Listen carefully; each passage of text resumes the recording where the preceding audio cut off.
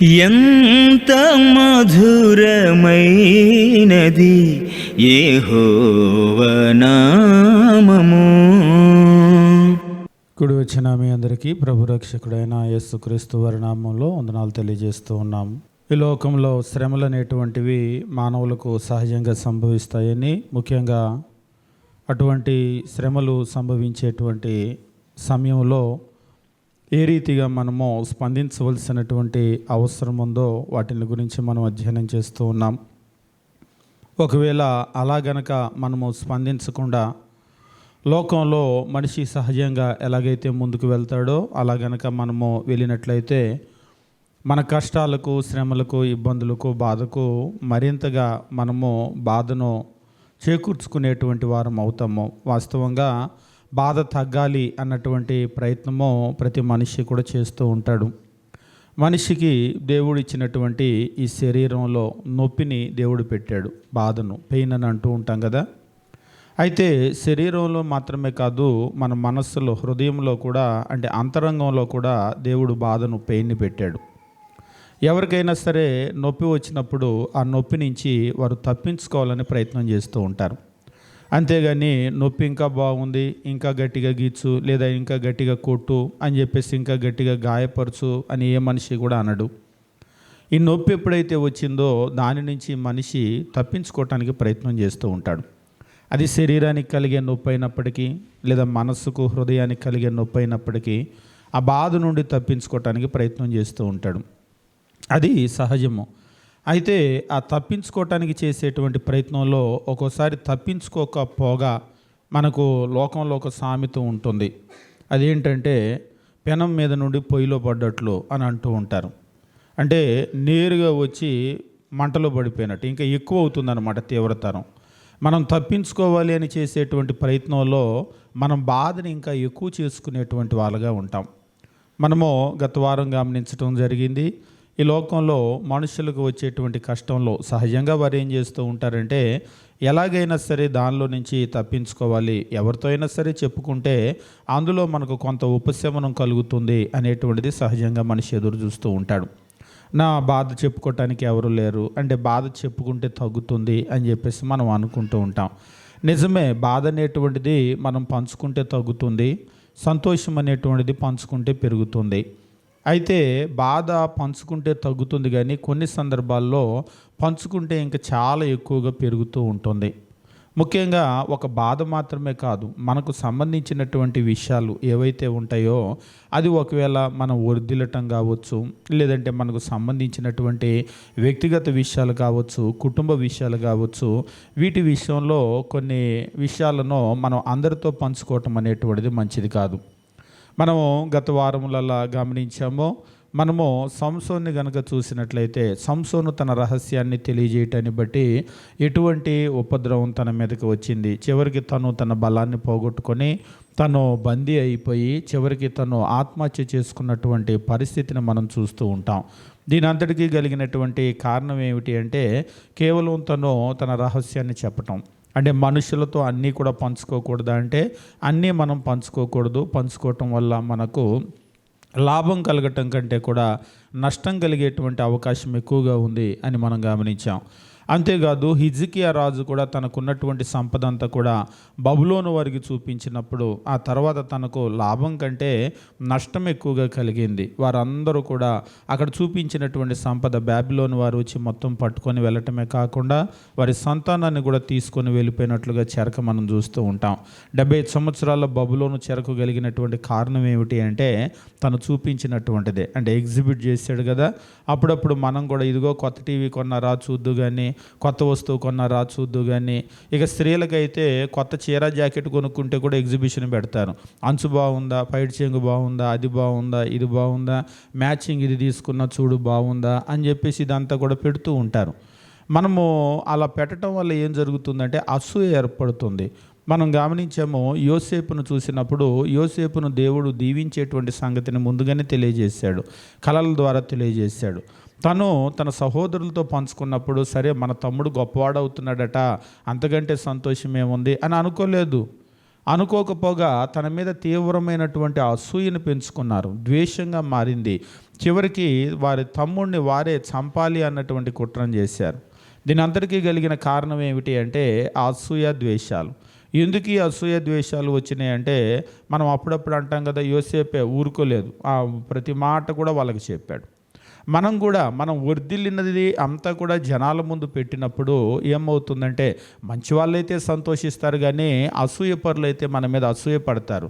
మనతో పాటే ఉన్నారు, ఇంత గొప్ప వాళ్ళు అయిపోయారు, ఇంత చదువుకున్నారు. మీరు చూస్తూ ఉంటారు కదా, పిల్లలు కూడా చదువుకునేటప్పుడు 1/2 మార్కు 1 మార్కు ఎక్కువ వస్తే కూడా అసూయ పడే వాళ్ళు ఉంటారు. పక్క బెంచీల్లోనే కూర్చుంటారు, ఇద్దరు స్నేహితులుగానే ఉంటారు. ఒకరికంటే ఒకరు మార్కులు ఎక్కువ వచ్చినాయి అనుకోండి, అసూయ పడేటువంటి వాళ్ళు ఉంటారు. ఒకరికంటే ఒకరికి ఉద్యోగం వస్తే, ముందుగా ఉద్యోగం వస్తే అసూయపడే వాళ్ళు ఉంటారు.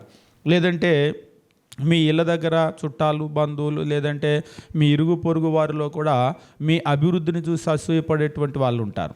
మీరు ఎక్కడైతే ఉద్యోగం చేస్తున్నారో అక్కడ మీ యొక్క అభివృద్ధిని, మీ కుటుంబాన్ని చూసి అసూయపడే వాళ్ళు ఉంటారు. ఈ అసూయకి ఫలాంది చూసి అనేది కాదు, అసూయ పడటానికి చాలా కారణాలు. అంటే కాదేది అనర్హం అన్నట్లుగా అందంగా ఉన్నారనుకోండి, ఎదుటి వాళ్ళు చూసి అసూయపడే వాళ్ళు ఉంటారు. చదువుకుంటే అసూయపడే వాళ్ళు ఉంటారు. మంచి ఉద్యోగం ఉంటే అసూయపడే వాళ్ళు ఉంటారు. అప్పుల పాలు అవ్వలేదంటే కూడా అసూయపడే వాళ్ళు ఉంటారు. మా అందరికీ అప్పులు నీ ఒక్కరికే లేవు కదా అని కూడా అసూయపడే వాళ్ళు ఉంటారు. అంటే లోకం యొక్క పరిస్థితి ఎట్లా ఉందంటే, మనం అనుకునే విధంగా అందరూ ఆత్మ సంబంధికులు కాదు. లోక సంబంధమైనటువంటి మనస్సు కలిగి, ఈర్ష్య ద్వేషాలు కలిగి ఉన్నటువంటి, అసూయతో నిండినటువంటి మనుషుల మధ్యలో, సమాజంలో మనం జీవిస్తున్నాము అనేటువంటి విషయాన్ని మనం గుర్తుపెట్టుకోవాలి. అంతేగాని ప్రతి మనిషిని చూడగానే వాళ్ళు క్రీస్తు ప్రభులాగా ఉంటారేమో అని కనుక మనం భావిస్తే అది మన పొరపాటే. అలాంటి సందర్భంలో ఏం చేస్తూ ఉంటామంటే, మనం చాలా ఇబ్బందులు ఎదుర్కోవాల్సినటువంటి పరిస్థితి మనకు ఉంటుంది. అంతేకాదు, మనం యోబు యొక్క స్నేహితులను కూడా గమనించాం. యోబు కలిగినటువంటి కష్టంలో వాస్తవంగా వాళ్ళు వచ్చినప్పుడు పరామర్శించాలనే వచ్చారు. కానీ ఆ తర్వాత ఏమైందంటే నిందించటం మొదలుపెట్టారు. ఆ నిందించటం వల్ల ఏమైందంటే యోబు బాధకు ఇంకా అత్యధికమైనటువంటి బాధ ఆయనకి తోడైంది. నిజంగా ఇది చూసినప్పుడు కరెక్ట్గా మనం ఇట్లనే ఉన్నామని అనిపిస్తూ ఉంటుంది. మనమేదో కష్టంలో బాధలో ఉండి ఎవరితో అయినా వస్తే పంచుకుంటే తగ్గుతుంది అని అనుకుంటే, వాళ్ళు ఆ 1, 2, 4 మాటలు అనేటప్పుడు ఏమవుతుందంటే మనకి ఇంకా బాధ అనేటువంటిది తోడవుతూ ఉంటుంది. అయితే కొన్ని సందర్భాల్లో అవి వాస్తవం అయితే దానికి మనం ఏం చేయలేం. కానీ కొన్ని సందర్భాల్లో అవి అవాస్తవాలుగా ఉంటాయి. ఆ అవాస్తవాలుగా ఉన్నప్పుడు ఏంటంటే అటువంటి మాటల వల్ల మనకి ఇబ్బంది కలుగుతూ ఉంటుంది. వాస్తవంగా మనం లోకంలో కూడా గమనించేటప్పుడు నిజం మనం చెప్పకూడదంటే నిజం చెప్పాలి. క్రీస్తు ప్రభు నిజం చెప్పాడు. బాప్తిసం ఇచ్చే యోహాను కూడా నీ తమ్ముని భార్యను ఉంచుకున్నావంటే అది ఆయనకి పెయిన్ కలిగింది, చివరికి ఆయన ప్రాణమే తీశాడు. మరి ఆయనకు బాధ కలిగించాడు కదా అని అంటే బాధ కలిగించాడు, కానీ మార్పు చెందటానికి మనం నిజం చెప్పవలసినటువంటి అవసరం ఉంది. యోబు స్నేహితులు నిజమే గనక మాట్లాడితే అందులో అభ్యంతరం ఏమీ లేదు. కానీ యోబు స్నేహితులు చెప్పిందంతా కూడా అవి నిరాధారమైనటువంటి, నిందలైనటువంటి మాటలు. ఆ తర్వాత మనకు అర్థమవుతూ ఉంటుంది ఆ మాటలు అనేటువంటివి పూర్తిగా నిరాధారము, నిందలు అనేటువంటిది దేవుడు తెలియజేస్తూ ఉంటాడు. కాబట్టి యోబు గ్రంథం మనం గమనించేటప్పుడు మనం చూసేది ఏమిటి అంటే, యోబుకు వచ్చినటువంటి కష్టం నిజంగా ఆ స్నేహితులు రాకుండా ఉంటే కూడా బాగుండేది అని మనకు అనిపిస్తూ ఉంటుంది. కొన్ని సందర్భాల్లో మనం ఏం చేస్తూ ఉంటామంటే, మనం బాధను పంచుకోవటానికి కలిగినటువంటి ఒక ముఖ్యమైనటువంటి కారణం, ఎవరైనా సరే బాధను పంచుకునేటప్పుడు ఒకటి ఎవరితో అయినా బాధ చెప్పుకుంటే తగ్గుతుంది అనేటువంటిది ఒక కారణమైతే, మరో ముఖ్యమైనటువంటి కారణం ఏమిటి అంటే, ఎప్పుడైనా మనము కష్టంలో ఉన్నప్పుడు, ఇబ్బందిలో ఉన్నప్పుడు, ముఖ్యంగా అటువంటి సందర్భాలలో మన యొక్క ఆలోచన శక్తి పనిచేయదు. లోకంలో కూడా పెద్దవాళ్ళు చెప్తూ ఉంటారు, కోపంలో ఏ నిర్ణయం తీసుకోవద్దు అని చెప్పేసి అంటూ ఉంటారు. మనం ఏం చేస్తామంటే కోపంలోనే, మీరు లోకంలో చాలా సవాళ్ళు చూడండి, సవాళ్ళన్నీ కూడా కోపంలోనే చేస్తారు. ఒకసారి ఒకళ్ళు అడిగారు, ఎందుకు సవాళ్ళన్నీ కోపంలోనే చేస్తారని. ఎందుకు కోపంలోనే చేస్తారంటే, మరి కోపంలో మాత్రమే బుద్ధిహీనమైనటువంటి మాటలు మాట్లాడతాం. అదే ప్రశాంతంగా కూర్చున్నాం అనుకోండి, ఒక గ్లాసుడు చన్నీళ్ళు దాకా కూర్చున్నాం అనుకోండి, కాసేపటికి మళ్ళీ మనకి ఆ కోపం అనేది ఉండదు. అంటే ఒకసారి ఒకళ్ళు అడిగారు, చన్నీళ్ళు తాగితే నిజంగానే కోపం తగ్గుతుందని. తగ్గుతుంది, ఎందుకంటే బ్లడ్ ప్రెషర్ కదా. బ్లడ్ ప్రెషర్ ఎక్కువైనప్పుడు చల్లటి నీళ్లు కనుక తాగారనుకోండి, శరీరంలోకి వెళ్ళిన తర్వాత కొంత కెమికల్ రియాక్షన్ జరుగుతుంది. జరిగినప్పుడు ఏమవుతుందంటే ప్రశాంతం అవుతాం. ఇక పెద్దవాళ్ళు చెప్పేది ఏంటంటే చల్లటి నీళ్ళు కూడా కాదు, కానీ కాసేపు ఆగిన తర్వాత ప్రశాంతంగా ఆలోచన చేయమని చెప్పేసి అంటూ ఉంటారు. మామూలుగా బ్లడ్ ప్రెషర్ కూడా ఏమిటి అంటే కాసేపు ఆగిన తర్వాత ఆ ఉద్రేకత అనేటువంటిది తగ్గుతూ ఉంటుంది. తగ్గినప్పుడు ఏంటంటే మరలా మన ఆలోచన శక్తి అనేటువంటిది పనిచేస్తూ ఉంటుంది. ఇక నేను చెప్పాలనుకున్న విషయం ఏమిటి అంటే, మనకి ఎప్పుడైనా సరే కష్టం వచ్చినప్పుడు మనం ఏం చేస్తామంటే మన ఆలోచన శక్తి పనిచేయదు. కొన్ని సందర్భాల్లో మీరు గమనించండి, చాలామందికి సలహాలు ఇచ్చేటువంటి వాళ్ళు, మంచి సలహాలు ఇచ్చేవాళ్ళు, వాళ్ళ దాకా కష్టం వచ్చినప్పుడు వాళ్ళకి ఏమీ తోచదు. అదేంటి మీరే ఎంతోమందికి సలహాలు ఇస్తారు కదా అని అంటారు, కానీ ఎంతోమందికి సలహాలు ఇస్తూ ఉంటారు. ఇప్పుడు ఏంటంటే వాళ్ళ కెమికల్ రియాక్షన్ మారిపోయింది. అంటే వాళ్ళలో ఆందోళన అనేటువంటిది, ప్రశాంతంగా ఉంటే వాళ్ళకి ఆలోచన పనిచేస్తూ ఉంటుంది, కానీ వాళ్ళలో ఆందోళన అనేటువంటిది ఉందనుకోండి, ఏ నిర్ణయం తీసుకోవాలనేటువంటిది అప్పుడు వాళ్ళకేం తెలియదు. అందుకనే మనం ఏం చేస్తూ ఉంటామంటే ముఖ్యంగా అలాంటి సందర్భంలో పెద్దవాళ్ళు ఎప్పుడు కూడా అంటారు, నలుగురు పక్కన ఉండటం మంచిది అని చెప్పేసి అంటారు. ఎందుకంటే మనకు ఆలోచన పని చేయనప్పుడు వాళ్ళు మనకు ఆలోచన అనేటువంటి చెప్తారు. కానీ ఇలాంటి సందర్భంలో పక్కన ఉండేవాళ్ళు పనికిమాలిన వాళ్ళు అయితే, అసలు సమస్య అంతా ఇదే. ఇవాళ ఉన్నటువంటి సమాజం ఏంటంటే లోకంలో మొత్తము ఉన్నటువంటి వాళ్ళలో అందరూ పనికిమాలిన వాళ్ళే. అంటే అందరూ అని చెప్పొచ్చా అన్నారు ఒకసారి ఒకళ్ళు. రోమిలకు రాసినటువంటి పత్రికలో దేవుని వాక్యం తెలియజేస్తూ ఈ లోకంలో ఉన్నటువంటి మనుషుల యొక్క మనస్తత్వాలు ఎట్లా ఉన్నాయి అనేటువంటి ఒక విషయాన్ని ఇక్కడ దేవుని వాక్యంలో చాలా చక్కగా తెలియజేస్తూ ఉంటాడు. రోమిలకు రాసినటువంటి పత్రిక 3వ అధ్యాయము మనం గమనించినప్పుడు లోకంలో ఉన్నటువంటి సగటు మనిషి యొక్క పరిస్థితి ఎలా ఉంది అనేటువంటి విషయాన్ని గురించి చెప్తూ ఉంటాడు. రోమిలకు రాసిన పత్రిక 3వ అధ్యాయము మనం గమనించేటప్పుడు 11వ వచనం నుంచి చెప్తూ ఉన్నాడు, నీతిమంతుడు లేడు, ఒక్కడునూ లేడు, గ్రహించువాడెవడు లేడు, దేవుని వెదుకువాడెవడు లేడు, అందరూ త్రోవ తప్పి ఏకముగా పనికి మాలిన వారైరి. అందరూ త్రోవ తప్పి ఏకముగా పనికి మాలిన వారైరి. ఇది మనం తిట్టే తిట్టు కాదు, పనికి మాలినవాడా అని చెప్పేసి తిడతాం కదా, మనం తిట్టే తిట్టు కాదు, దేవుడు మనకి ఇచ్చిన కాంప్లిమెంట్. ఇంకా చెప్పాలి అంటే ముఖ్యంగా లోకస్తులకి ఇచ్చిన కాంప్లిమెంట్. మీరేదో పెద్ద ఇంజనీరు, పెద్ద డాక్టరు, వాళ్ళు ఏదో పెద్ద అది ఇది అనుకుంటారు, కానీ నిజంగా దేవుడిని వెతికే మనస్సు గనక లేకపోతే వాళ్ళకు దేవుడు పెట్టినటువంటి పేరేమిటి అంటే నీతిమంతుడు లేడు, ఒక్కడు లేడు, గ్రహించేటువంటి వాడెవడు కూడా లేడు, దేవుణ్ణి వెతుకువాడెవడు లేడు, అందరూ కూడా త్రోవ తప్పి ఏకముగా పనికిమాలిన వారైరి, మేలు చేయువాడు లేడు. బాగా గమనించండి, ఒక్కడనూ లేడు. ఉన్నాడట, మేలు చేసేవాడు లేడు, ఒక్కడు కూడా లేడు. అంతేకాదు ఎదుటివారి విషయంలో మనుషులు ఎట్లా ఉంటున్నారంటే వారి గొంతుక తెరిచిన సమాధి, తమ నాలుకతో మోసము చేయుదురు, వారి పెదవుల క్రింద సర్ప విషం ఉంది, వారి నోటి నిండా శపించటము పగ ఉంది, రక్తము చిందించుటకు వారి పాదాలు పరుగులెత్తుచున్నవి, నాశనము కష్టము వారి మార్గములో ఉన్నవి, శాంతి మార్గము వారు ఎరగరు. నిజంగా ఈరోజు ఒక మనిషికి అంటే భౌతికంగా మనం ఆలోచన చేస్తూ ఉన్నాం, కానీ ఆత్మ సంబంధంగా మేలు కలిగేటువంటి మార్గం ఏది అనేటువంటిది వాళ్ళకు తెలియదు. మీరు అనుకోవచ్చు వాళ్ళు పెద్ద డాక్టరు, పెద్ద ఇంజనీరు, లేకపోతే పెద్ద టీచరు, పెద్ద ప్రొఫెసరు, లేకపోతే లోకంలో అది ఇది అని మనం అనుకుంటూ ఉండొచ్చు. కానీ లోక సంబంధంగా వాళ్ళ జ్ఞానాన్ని మనం చూసి మనం అభినందిస్తూ ఉన్నాం, కానీ ఆత్మ సంబంధమైనటువంటి విషయాలు కనుక గమనించినట్లయితే మేలు కలిగేటువంటి మార్గం ఏది అనేటువంటిది నిజంగా తెలియదు. ఈరోజు చూడండి, డబ్బు ఉంటుంది, ఉద్యోగం ఉంటుంది, ఆస్తిపాస్తులు ఉంటున్నాయి, కానీ జీవితంలో సుఖం ఉండటం లేదు, కుటుంబంలో సంతోషం ఉండటం లేదు. దీనికి కలిగినటువంటి ప్రధానమైన కారణం ఏమిటి అంటే మేలు కలిగేటువంటి మార్గం ఏమిటి అనేటువంటిది తెలియదు. ఈరోజు చాలామంది పరిస్థితి అలాగనే ఉంది. నిజంగా మేము సంతోషంగా ఉన్నాము అని చేతులు ఎత్తండి, ఎన్ని చేతులు లేస్తాయి? చాలామంది పరిస్థితి ఏమిటి అంటే సంతోషం అనేటువంటిది వాళ్ళ జీవితాలు లేదు, దాని కొరకే వాళ్ళు వెతుకుతూ ఉన్నారు. దాని కొరకు వెతికేటువంటి క్రమంలో చదువుకుంటే బాగుంటుందేమో జీవితం అని చదువు వైపు పడుతూ ఉన్నారు, ఉద్యోగం ఉంటే, సంపాదన ఉంటే, ఇల్లు ఉంటే, వాకిలు ఉంటే అని వాటి వెనక పడుతున్నారు. ఎంత వాటిని సంపాదించినప్పటికీ కూడా వారికి నిజమైనటువంటి సంతోషమో ఆ తృప్తి అనేటువంటిది వాళ్ళ జీవితంలో రావటం లేదు. అది ఎలా వస్తుందనేటువంటిది లోకంలో ఉన్నటువంటి వాళ్ళకు కూడా తెలియదు. ఆ తెలియని మనుషుల దగ్గరికి మనం సలహాకి వెళ్తూ ఉంటాం. అసలే మనం బాగా దెబ్బతిని బాగా బాధలో ఉండి అందులో నుంచి బయటపడటం ఎలా అని వాళ్ళ దగ్గరికి సలహాకి వెళ్తూ ఉంటాం. నిజంగా వాళ్ళకే గనక తెలుసు అనుకోండి, నిజంగా వాళ్ళకే గనక తెలిసినట్లయితే ముందు దాన్ని వాళ్ళు సంపాదించేవాళ్ళు కదా. లోకంలో ఒక సామెత చెప్తూ ఉంటారు, నిజంగా మనకు ఒక్కొక్కసారి మనం ఏం చేస్తూ ఉంటామంటే మన తెలివితేటలు అనేటువంటివి బాగా పనిచేయవు. లోకంలో అనేకమైనటువంటి సామెతలు చెప్తూ ఉంటారు. నిజంగా ఆ మేలు అనేటివి ఇప్పుడు చిలక జోస్యం చెప్పుకునే వాళ్ళు ఉన్నారు. నిజంగా భవిష్యత్తు ఏంటో తెలిస్తే ఆ రోడ్డు మీద చిలకను పట్టుకొని ఎందుకు కూర్చుంటాడు?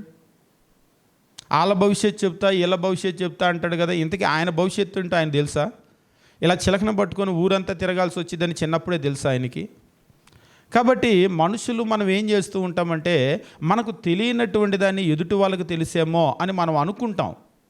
మీరు ఎప్పుడైనా సరే గమనించండి, ఈ భూమి చుట్టుకొలత ఎంతో తెలుసా అని ఒక ప్రశ్న ఇప్పుడు నేను అడిగాను అనుకోండి, వెంటనే మీరు ఏమనుకుంటారంటే తెలియదులే చెప్పండి అంటారు. అంటే ప్రశ్న అడిగిన వాళ్ళకి తెలిసేమో అని అనుకుంటారు. కాకపోతే ఏంటంటే ప్రశ్న అడిగిన వాళ్ళకి తెలియాలని రూల్ ఏమి లేదు. కానీ వినేవాళ్ళు ఏంటంటే అడిగినటువంటి వాళ్ళకు తెలిసేమో అని అనుకుంటూ ఉంటారు. మనకు తెలియనటువంటి దాన్ని ఇతరులకు తెలుసు అని మనం అనుకుంటాం. ఎప్పుడు ఎగ్జామ్స్ రాసేటప్పుడు పిల్లలు చూడండి, అరే చెప్పరా కొంచెం ఈ ప్రశ్నకు సమాధానం చెప్పరా అంటాడు. వాడికి తెలుసా లేదా అని చెప్పేసి వీడు లేదురా నాకు తెలియదంటే, మేము చిన్నప్పుడు కూడా ఎగ్జామ్ రాసేటప్పుడు ఇలాగనే చెప్పు ప్లీజ్ అంటున్నాడు. నాకు తెలియదంటే చెప్పు, అట్లా కాదులే చెప్పులే అని అంటున్నాడు. బయటకు వచ్చాక ఏంట్రా అని తిసిగిస్తున్నావు, నాకు తెలియదంటే నువ్వు బాగా చదువుతావుగా నీకు అన్నీ వచ్చుగా అంటాడు. నాకు అది రాదురా, నిజంగా రాదురా, నేను రాయలేదురా అని ఆ పేపర్ చూసి ఇదిగో నేను టిక్ కొట్టలేదు చూడ అంటున్నాడు. అంటే మనకేంటంటే నాకు రాకపోయినా కానీ ఎదుటి వాళ్ళకు వచ్చు అనేటువంటి ఒక నమ్మకం. నాకు ఒకవేళ మంచి సలహా తీసుకోవటం రాదు కానీ ఎదుటి వాళ్ళకి మంచి సలహాలు వాళ్ళకి ఇవ్వటం వచ్చు అనేటువంటి ఒక నమ్మకం అన్నమాట. దాంతో ఏమిటంటే లోకంలో ఇతర మనుషుల మీద మనం ఆధారపడేటువంటి ప్రయత్నం చేస్తూ ఉంటాం. అటువంటి అనేక ప్రయత్నాలు విఫలమైనట్లుగా బైబిల్లో మనకు చూపిస్తూ ఉంటాడు. దానికి కలిగినటువంటి ప్రధానమైన కారణం ఏమిటి అంటే, మనం ఎవరి దగ్గరకైతే ఆలోచనకు వెళ్తామో ఆ ఆలోచన చెప్పేటువంటి వ్యక్తి భక్తి కలిగినటువంటి వ్యక్తి, దైవికమైనటువంటి స్వభావం కలిగినటువంటి వ్యక్తి. ఒకవేళ దైవికమైనటువంటి స్వభావం కలిగిన భక్తి కలిగినటువంటి వ్యక్తి అయితే దేవుని యొక్క ఆలోచన చెప్పగలుగుతాడు. ఎందుకంటే దేవుని మనస్సు ఎరిగినటువంటి వాళ్ళు, దేవుని వాక్యాన్ని ఎరిగినటువంటి వాళ్ళు అయితే ఆ నిర్ణయాలను ఆలోచనలను చెప్పగలుగుతారు. వాళ్ళకే అవి తెలియకపోతే అవి చెప్పరు. మనకు బైబిల్లో ఒక చక్కటి ఉదాహరణను చూపిస్తూ ఉంటాడు. సొలొమోను 40 సంవత్సరాలు ఈ భూమి మీద రాజుగా పరిపాలన చేసి వెండి బంగారాన్ని కొండలను పేర్చినట్లుగా పేర్చాడు. ఆ తరువాత ఈ యొక్క మనిషి అన్న తర్వాత మరణం అనేటువంటిది సహజం. ఎవరైనా సరే భూమి మీద పుట్టినటువంటి వాళ్ళు మరణించాల్సిందే.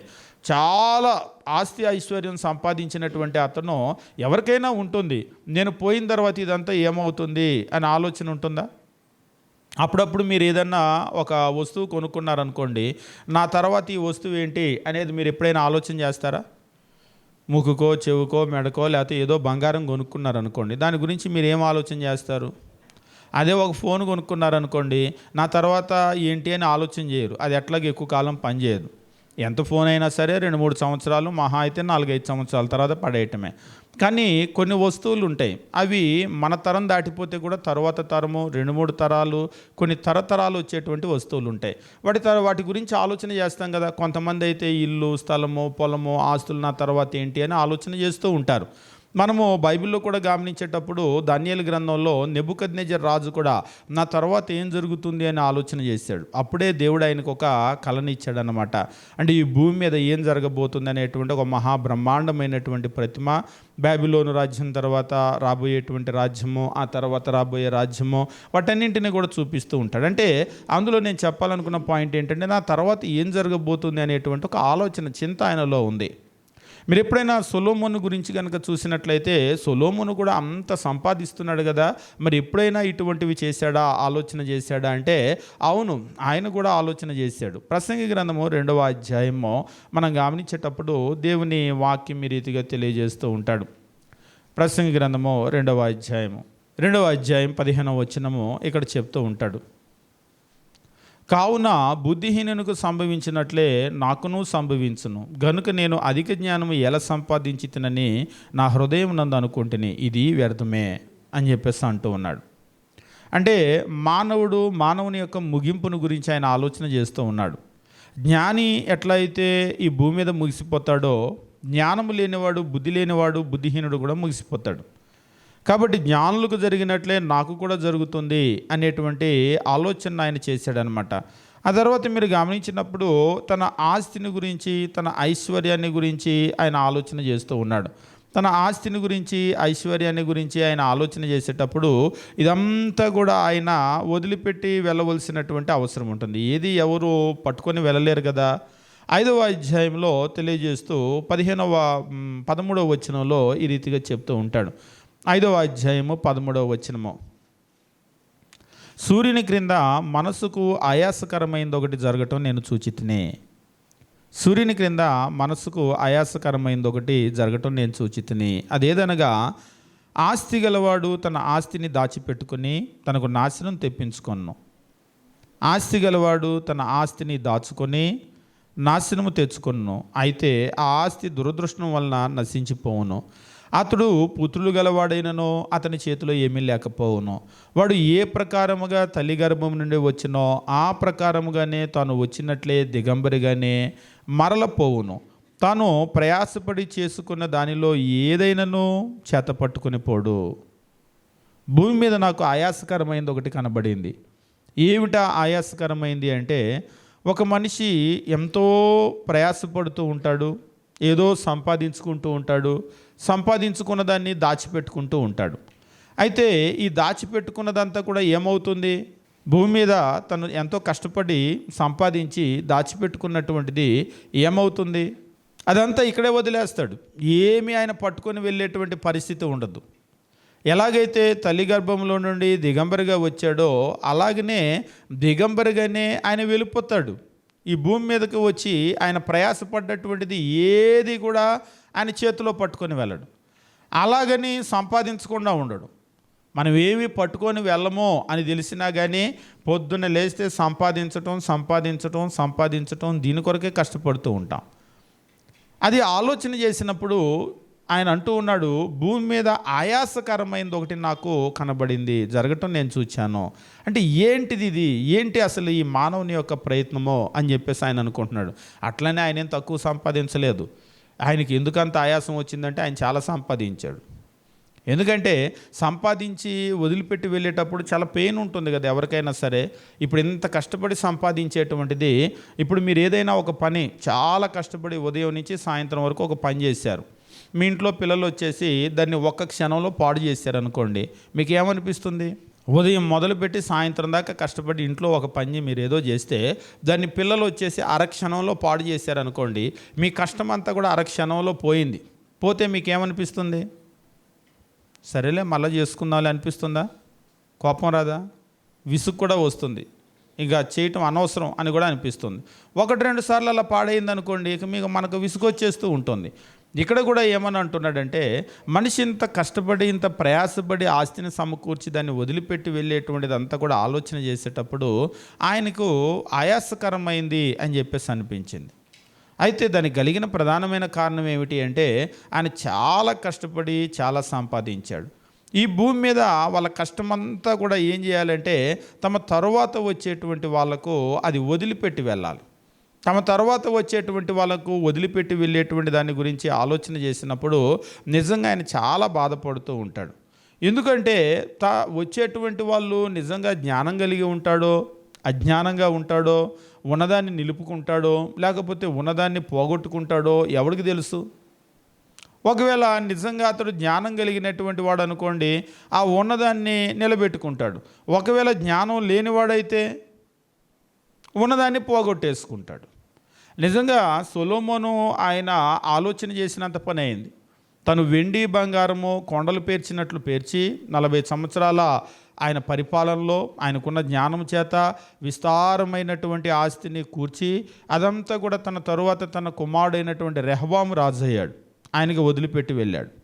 వదిలిపెట్టి వెళ్తే బైబిల్ చదివేటువంటి వాళ్ళకు బాగా తెలుసు, రెహబాము చేసినటువంటి ఒక అజ్ఞానమైనటువంటి నిర్ణయం వల్ల ఎలా ప్రభావితమైంది, ఆ రాజ్యం ఎలా పాడైపోయింది అనేటువంటి ఒక చక్కటి ఉదాహరణ బైబిల్లో మనకు చూపిస్తూ ఉంటాడు. రాజులు మొదటి గ్రంథం మనం గమనించేటప్పుడు, రాజులు మొదటి గ్రంథము 12వ అధ్యాయం మనం గమనించేటప్పుడు 12వ అధ్యాయము 1వ వచనంలో, రెహబామునకు పట్టాభిషేకము చేయుటకు ఇజ్రాయిల్ అందరూ షెకెముకు రాగా రెహబాము షెకెమునకు పోయెను. సొలొమోను మరణించాడు. సొలొమోను మరణించిన తర్వాత రెహబాముకు పట్టాభిషేకం చేయటానికి ఇజ్రాయిల్ అందరూ కూడా వచ్చారు. వచ్చినప్పుడు అక్కడ పట్టాభిషేకం చేయడానికి వచ్చినప్పుడు షేకేముకి వెళ్ళారు. ఈలోపు ఏమైందంటే 2వ వచనం, నెబాతు కుమారుడైన యెరోబాము రాజైన సొలొమోను వద్ద నుండి పారిపోయి ఐగుప్తులో నివాసము చేయుచుండెను. యెరోబాము ఇంకా ఐగుప్తులోనే ఆ సమాచారం వినెను. ఎందుకు హఠాత్తుగా యెరోబాము పేరు ఇక్కడ తీసుకొని వచ్చాడంటే గతంలో కొంత రాజకీయం జరిగింది. అయితే సొలొమోను దాన్ని చాలా జ్ఞానంగానే ఎదుర్కోవటానికి ప్రయత్నం చేశాడు, ఆయనకు ఉన్నటువంటి జ్ఞానం చేత. కానీ దైవ నియమాన్ని ఎవరు కూడా తప్పించలేరు. అది జరగాలి అంటే జరుగుతుంది అంతే, దాన్ని ఎవ్వరు కూడా తప్పించలేరు. దానికి అడ్డుపడేటువంటి మనిషి ఎవరు కూడా లేరు. అయితే ఇక్కడ యెరోబాము ఆయన పారిపోయి సొలొమోను కాలంలో ఆయన ఐగుప్తులో ఉన్నాడు. ఇప్పుడు సొలొమోను మరణించినప్పుడు ఏం జరిగిందంటే జనులు అతన్ని పిలువనంపగా యెరోబామును ఇజ్రాయేల్ సమాజం అంతా వచ్చి రెహబాముతో ఇలాగూ మనవి చేసిరి, నీ తండ్రి బరువైన కాడిని మా మీద ఉంచెను, నీ తండ్రి నియమించిన కఠినమైన దాస్యమో మా మీద అతడు ఉంచిన బరువైన కాడిని నువ్వు చులకన చేసిన యెడల మేము నీకు సేవ చేయుదుమో. నీ తండ్రి బరువైన కాడిని మా మీద ఉంచాడు. నిజంగా సొలొమోను కాలంలో కనుక మీరు గమనించినట్లయితే చాలా అద్భుతమైనటువంటి కట్టడాలు ఇజ్రాయేల్ దేశంలో కట్టారు. అంత కట్టడాలు కట్టాలి అంటే అప్పుడప్పుడు మనం సొలొమోను మందిరం అంటాం కదా. సొలొమోను మందిరము నిజంగా అంత అద్భుతమైనటువంటి మందిరాన్ని కట్టారు అంటే ఎంతమంది పనిచేసి ఉండాలి. ప్రపంచమే ఆశ్చర్యపోయేటువంటి ఒక మందిరాన్ని కట్టారు కదా. అంత మందిరాన్ని కట్టాలి అంటే ఎంతమంది పనిచేసి ఉండాలి. మీరు కనుక గమనించినట్లయితే ఇజ్రాయేల్ చరిత్ర కనుక మీరు చదివేటప్పుడు ఆ సొలొమోను కట్టినటువంటి మందిరానికి ఇజ్రాయేల్ దేశంలోనే కాక చుట్టుపక్కల దేశాల్లో ఉన్నటువంటి కొన్ని లక్షల మంది దాని కొరకు పనిచేశారు. కొన్ని లక్షల మంది. ఇక ఇజ్రాయేలీల్లో కనుక మీరు చూసినట్లయితే అనేక మందిని, కొన్ని లక్షల మందిని ఆయన బానిసత్వం చేయించాడు. ఇజ్రాయేలీల్లో బానిసలు లేకపోతే నిజంగా ఎంప్లాయీస్ని పెట్టుకుంటే అవ్వదు. ఎంప్లాయీస్ అనుకోండి, ఇప్పుడు మీరు ఉద్యోగం చేస్తారు, పొద్దున్నే టైంకి వెళ్తారు, సాయంత్రం టైం అయిందంటే వచ్చేస్తారు, నా టైం అయిపోయింది మళ్ళీ రేపు కలుసుకుందాం అంటారు. బానిసలా కాదు కదా. అంతేకాదు, ఒకవేళ బరువైన పని పెట్టారనుకోండి ఎంప్లాయీస్ మానేస్తారు, మాకు ఈ ఉద్యోగం నచ్చలేదని. అదే బానిస అనుకోండి, బరువు మోయిస్తే మానేయటానికి ఏమీ లేదు. కాబట్టి ఆ రోజుల్లో ఒకసారి ఒకరు అడిగారు, అంతంత పెద్ద కట్టడాలు ఆ రోజుల్లో ఇప్పుడున్నటువంటి జేసీబీలు, ఇప్పుడున్నటువంటి మిషనరీస్, ఎక్విప్మెంట్ లేదు. పెద్ద పెద్ద పిరమిడ్లు కట్టారు, అంతంత పెద్ద పెద్ద ప్యాలెస్లు కట్టారు. మీరు ఆ రోజుల్లో కనుక చూసినట్లయితే అవి కట్టినటువంటి రాళ్ళు కూడా పెద్ద పెద్ద రాళ్ళు ఉంటాయి. నిజంగా అసలు వాటిని ఎలా ఎత్తారు? ఇంత ఎక్విప్మెంట్ ఇప్పుడు ఉంటేనే ఇవి చేయాలంటే కష్టంగా ఉంది కదా, అంతంత వాటిని ఎట్లా ఎత్తారు అని మనకు అనిపిస్తూ ఉంటుంది. దానికి కలిగిన ప్రధానమైన కారణం ఏంటంటే బానిసలు అంతే. ఆ బానిసలే కనుక లేకపోతే నిజంగా ఆ పనులు అయ్యేవి కాదు. ఇజ్రాయేల్ దేశంలో కూడా ఆయన ఏం చేశాడంటే అనేక మందిని బానిసలుగా ఆయన చేసుకున్నటువంటి విషయాన్ని తెలియజేస్తూ ఉన్నారు. ఇక్కడ వాళ్ళందరూ కూడా వచ్చారు. వాళ్ళందరూ కూడా వచ్చి వాళ్ళు అడుగుతూ ఉన్నారు తమ కుమారుడైనటువంటి రెహబాముని, నీ తండ్రి బరువైన కాడిని మా మీద ఉంచెను, నీ తండ్రి నియమించిన కఠినమైన దాస్యము మా మీద అతడు ఉంచిన బరువైన కాడిని నువ్వు చులకన చేసిన యెడల, అంటే తీసేయమని అనటం లేదు, చులకన చేస్తే అంటే కొంచెం తగ్గిస్తే, చులకన చేయటం అంటే తగ్గించటం, తగ్గిస్తే మేము నీకు సేవ చేయదుమో. దాన్ని తగ్గించమని అడుగుతున్నారు. తగ్గించమని అడిగితే నిజంగా జ్ఞానం కలిగిన వాళ్ళైతే ఏం చేయాలి? మీరు పెద్దవాళ్ళని ఎప్పుడైనా చూడండి, ఏదైనా చెప్పామనుకోండి చేస్తామనరు, చూద్దాంలే అంటారు. చేస్తామనరు, చూద్దాంలే, సరేలే, చూద్దాంలే, చేద్దాంలే. ఏది అది కూడా మీకు విన్న తర్వాత చూద్దాంలే దాటిన తర్వాత చేద్దాంలే, చేస్తాను, రేపు చేస్తాను, ఎల్లుండి చేస్తాను, ఇలా ఖచ్చితంగా మాట్లాడు. మొట్టమొదట సాధ్యమైనంత వరకు చూద్దాంలే అని చెప్పేసి అంటారు. అంతే కదా. నిజంగా చూద్దాంలే అనే మాటే మనకు చాలా గొప్ప ఆదరణ ఇస్తుంది. చూస్తానన్నాడులే, ఏదో ఒకటి చేస్తారులే అని మనం అనుకుంటాం. అక్కడే నో చెప్పేస్తే ఇంకా మనకు ఆశ ఏమీ ఉండదు. అంతే కదా. మీరు పెద్దవాళ్ళని ఎప్పుడు కూడా చూడండి, దాన్ని తెంచరు, అలా ఉంచుతారు. సరే చూద్దాంలే, సరేలే, సరేలే, సరే అన్నాగా దాని గురించి తర్వాత మాట్లాడతాను అని అంటారు. ఇక్కడ నిజంగా మీరు అదే వయసు లేనటువంటి వాళ్ళకి మీరు మామూలు పిల్లల దగ్గర మాట్లాడండి, ఎస్సా నోనో అప్పుడే చెప్పేస్తారు. ఆలోచన కూడా పెద్దగా చేయరు. నేను నో అన్నాగా ఇంకేంటి ఇక్కడ ఉన్నావు అని కూడా అంటారు. అదే మీరు పెద్దవాళ్ళని చూడండి, నో చెప్పడానికంటే నో వాళ్ళు కూడా చెప్తారు, కానీ అంత త్వరగా చెప్పరు. ఆలోచన చేసి ఆచితూచి ఆ తరువాత ఒక నిర్ణయం తీసుకున్న తర్వాత, అంటే మనకి ఎప్పుడు కూడా లాభ నష్టాలు బేరీజు వేస్తూ ఉంటారు. అంటే పాజిటివ్ సైడ్, నెగిటివ్ సైడ్ కూడా చూడాలి. ఒకవేళ పాజిటివ్ అయితే ఎట్లా ఉంటుంది, బాగానే ఉంటుంది. నెగిటివ్ అయితే ఎట్లా ఉంటుంది అంటే మనకు అసలు లోకంలో చెప్పటమే కీడెంచి మేలెంచమని అంటారు. ఒకవేళ దీనివల్ల కీడు గనక జరిగితే దాన్ని ఎండ ఎంతవరకు ఉంటుంది అని ముందే ఆలోచన చేస్తారు, బేరీజు వేసుకుంటారు. వేసుకున్న తర్వాత అప్పుడు వాళ్ళు ఎస్సా నోనా చెప్తారు. అదే ఇప్పుడు వయసు లేని వాళ్ళు అనుకోండి, ఏది ఆలోచన చేయాల్సిన అవసరం లేదు, చేద్దాం అనుకుంటే ఎస్సీకి అంతే, నాకు చెయ్యాలి అనిపించకపోతే నో అంతే. అంతేగాని ఇక దానిలో పెద్ద ఆలోచన ఏమీ ఉండదు. అందుకనే ఆలోచనలు ఎప్పుడు కూడా పెద్దవాళ్ళు చేయాలి. మనకు పరిపాలన కూడా మీరు చూడండి, పరిపాలనలో కూడా ముఖ్యంగా ఉద్యోగాల్లో కూడా చూడండి, మీకు కానిస్టేబుల్ ఉద్యోగం ఇస్తారు, ఎస్సీ ఉద్యోగం ఇస్తారు. ఇక ఆ తర్వాత పై ఉద్యోగాలన్నీ కూడా మీరు కనుక వెళ్ళారనుకోండి, ఒక సిఐఓ, డిఎస్పీనో, లేకపోతే ఇక ఆ ఉద్యోగాలు పై ఉద్యోగం మీరు కనుక వెళ్తే డీజీపీ దాకా, అవన్నీ డైరెక్ట్ రిక్రూట్మెంట్ ఉండవు. ఏం చేస్తారంటే ఉద్యోగంలోకి వెళ్ళిన తర్వాత అనుభవాన్ని బట్టి అక్కడ కూర్చోటానికి ఎవరైతే అర్హులో వాళ్ళకి ప్రమోషన్ మీద ఇస్తూ ఉంటారు, ప్రమోట్ చేస్తూ ఉంటారు. అంతేగాని డైరెక్ట్ రిక్రూట్మెంట్లు ఉండవు. అంటే అక్కడికి రావాలి అంటే చాలా అనుభవం కావాలి. మీకు ఏలుబడిలో కూడా మీరు కనుక గమనించినట్లయితే, మీకు ఆఫీసుల్లో ఉండేటువంటి పెద్ద ఉద్యోగాలన్నీ కూడా ప్రమోషన్ మీద వచ్చే ఉద్యోగాలే, డైరెక్ట్ రిక్రూట్మెంట్లు ఇవ్వలవి. ప్రమోషన్ మీద అక్కడికి వెళ్తారనమాట. అంటే అక్కడికి వెళ్ళాలంటే చాలా అనుభవం అనేటువంటిది కావాలి. మీకు మన భారతదేశంలో కూడా మీరు కనుక చూసినట్లయితే న్యాయ వ్యవస్థలో కూడా అంతకుముందు డైరెక్ట్ జడ్జికి వచ్చేసేవాళ్ళు. ఇప్పుడు డైరెక్ట్ జడ్జి రావడం కూడా తీసేశారు. అసలు డైరెక్ట్గా చదువుకొని జడ్జికి వచ్చేస్తే ఎలాగా, 4 ఏవైనా సరే కేసులు వాదించి అందులో ఉన్నటువంటి లాభ నష్టాలు అన్నీ కూడా చూసి ఎట్లా ఉంటుందో అనేటువంటిది ఎరిగితే వాళ్ళు కూర్చొని తీర్పు చెప్పడానికి అర్హులు. అదే ఒకవేళ సుప్రీంకోర్టులో మీరు సీజేని చూడండి, చీఫ్ జస్టిస్ కనుక చూసినట్లయితే కరెక్ట్గా రిటైర్డ్ అయ్యే ముందు సీజే అవుతారు వాళ్ళు. నేను కొందరిని చూస్తూ ఉంటాను, ఇంకా వాళ్ళు సీజే అయిన తర్వాత కొన్ని నెలలే ఉంటుంది, సంవత్సరాలు కూడా ఉండదు. కొందరికైతే సంవత్సరాలు ఉంటుంది కానీ నెలలే, కొందరికైతే రోజులు కూడా ఉంటుంది. అప్పుడు ఎక్కిస్తారు కరెక్ట్గా. అంటే అక్కడికి రావాలంటే ఎంతో అనుభవం ఉంటే తప్ప, అంటే అప్పుడప్పుడు నేను అనుకుంటా, ఈ మాత్రం 2-3 నెలలు చేయటానికి ఈయన జీవితం అంతా అనుభవం, అంటే ఈ జీవితం అంతా అనుభవాన్ని ఆయన ఏం చేస్తాడంటే ఈ 2-3 నెలల్లో, 4-5 నెలల్లో, 2 సంవత్సరాలు పని చేయడానికి ఉపయోగిస్తాడు. అంటే ఈ పని చేయాలంటే అంత అపారమైనటువంటి అనుభవం అవసరం. మనకి పరిపాలనలో కూడా మనం కనుక గమనించినట్లయితే, ఒకప్పుడు రాజకీయాల్లో బాగా కురువృద్ధులు ఉండేవాళ్ళు. ఇప్పుడంతా ఏమైపోయిందంటే పిల్లల్ని తెచ్చిపెట్టేస్తూ ఉన్నారు. అంటే ఒక రకంగా యంగ్ బ్లడ్ అనేటువంటిది ఉండటం అవసరమే, కానీ నిర్ణయాలు తీసుకోవటానికి యంగ్ బ్లడ్ సరిపోదు. ఎందుకు సరిపోదు అంటే వాళ్ళు చాలా వేగంగా, ఏది చెప్పటమే ఉడుకు రక్తం అని అంటూ ఉంటారు కదా, ఆ ఉడుకు రక్తం మీద నిర్ణయాలు కూడా బాగా ఉడుకుడుగ్గా ఉంటూ ఉంటాయి అన్నమాట. అందుకనే కుటుంబాల్లో కనుక మీరు గమనించినట్లయితే, పెద్దవాళ్ళు ఉన్నటువంటి కుటుంబాలలో నిర్ణయాలు తీసుకోకుండా వాళ్ళు ఏం చేస్తారంటే ఆపుతూ ఉంటారు పిల్లల్ని. అట్లా కాదులే, అలా కాదులే, ఇప్పుడు కాదులే ఆపుతారు. ఒకప్పుడు ఉమ్మడి కుటుంబాల్లో కనుక చూసినట్లయితే పెద్దలు ఉండేవాళ్ళు. ఇప్పటికి కూడా పెద్దలు ఉన్న కుటుంబాల్లో పెద్దల్ని బట్టి ఆపబడుతూ ఉంటుంది.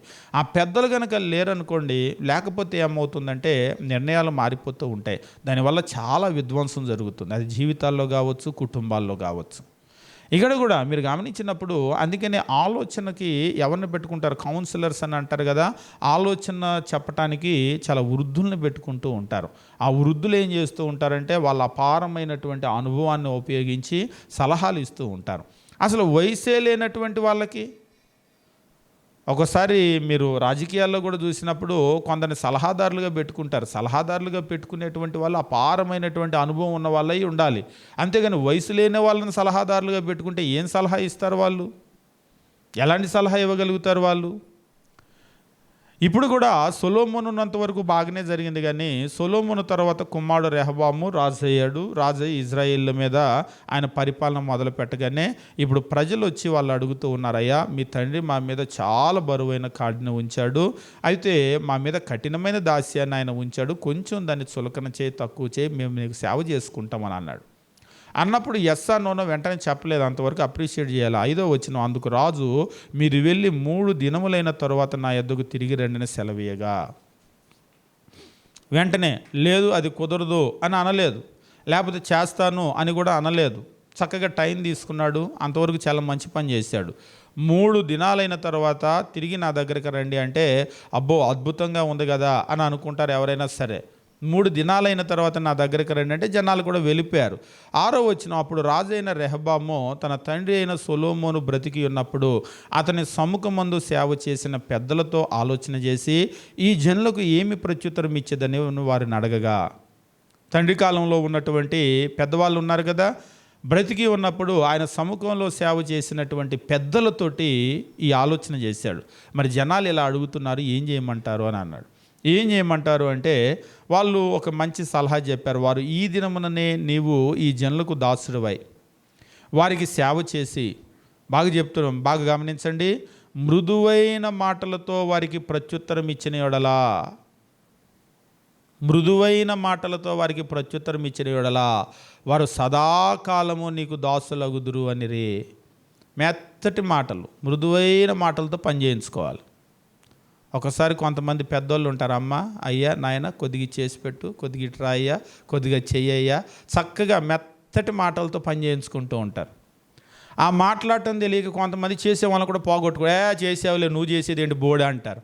ఈ చేసే వాళ్ళకు నొప్పి కలిగి వెళ్ళిపోతూ ఉంటారు.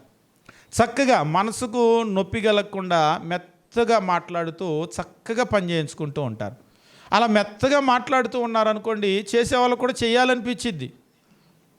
అదే ఒకవేళ చిన్న పనైనా సరే మనసుకు కష్టంగా అనిపించి, నువ్వేంటి చేసింది బోడి అన్నారనుకోండి, నువ్వేం చేసింది అని అన్నారనుకోండి, మనసుకు గాయమై ఇంత చేస్తే కూడా ఏం చేయలేదు అంటున్నారు, అయితే నేను చేయలేని వెళ్ళిపోతూ ఉంటారు.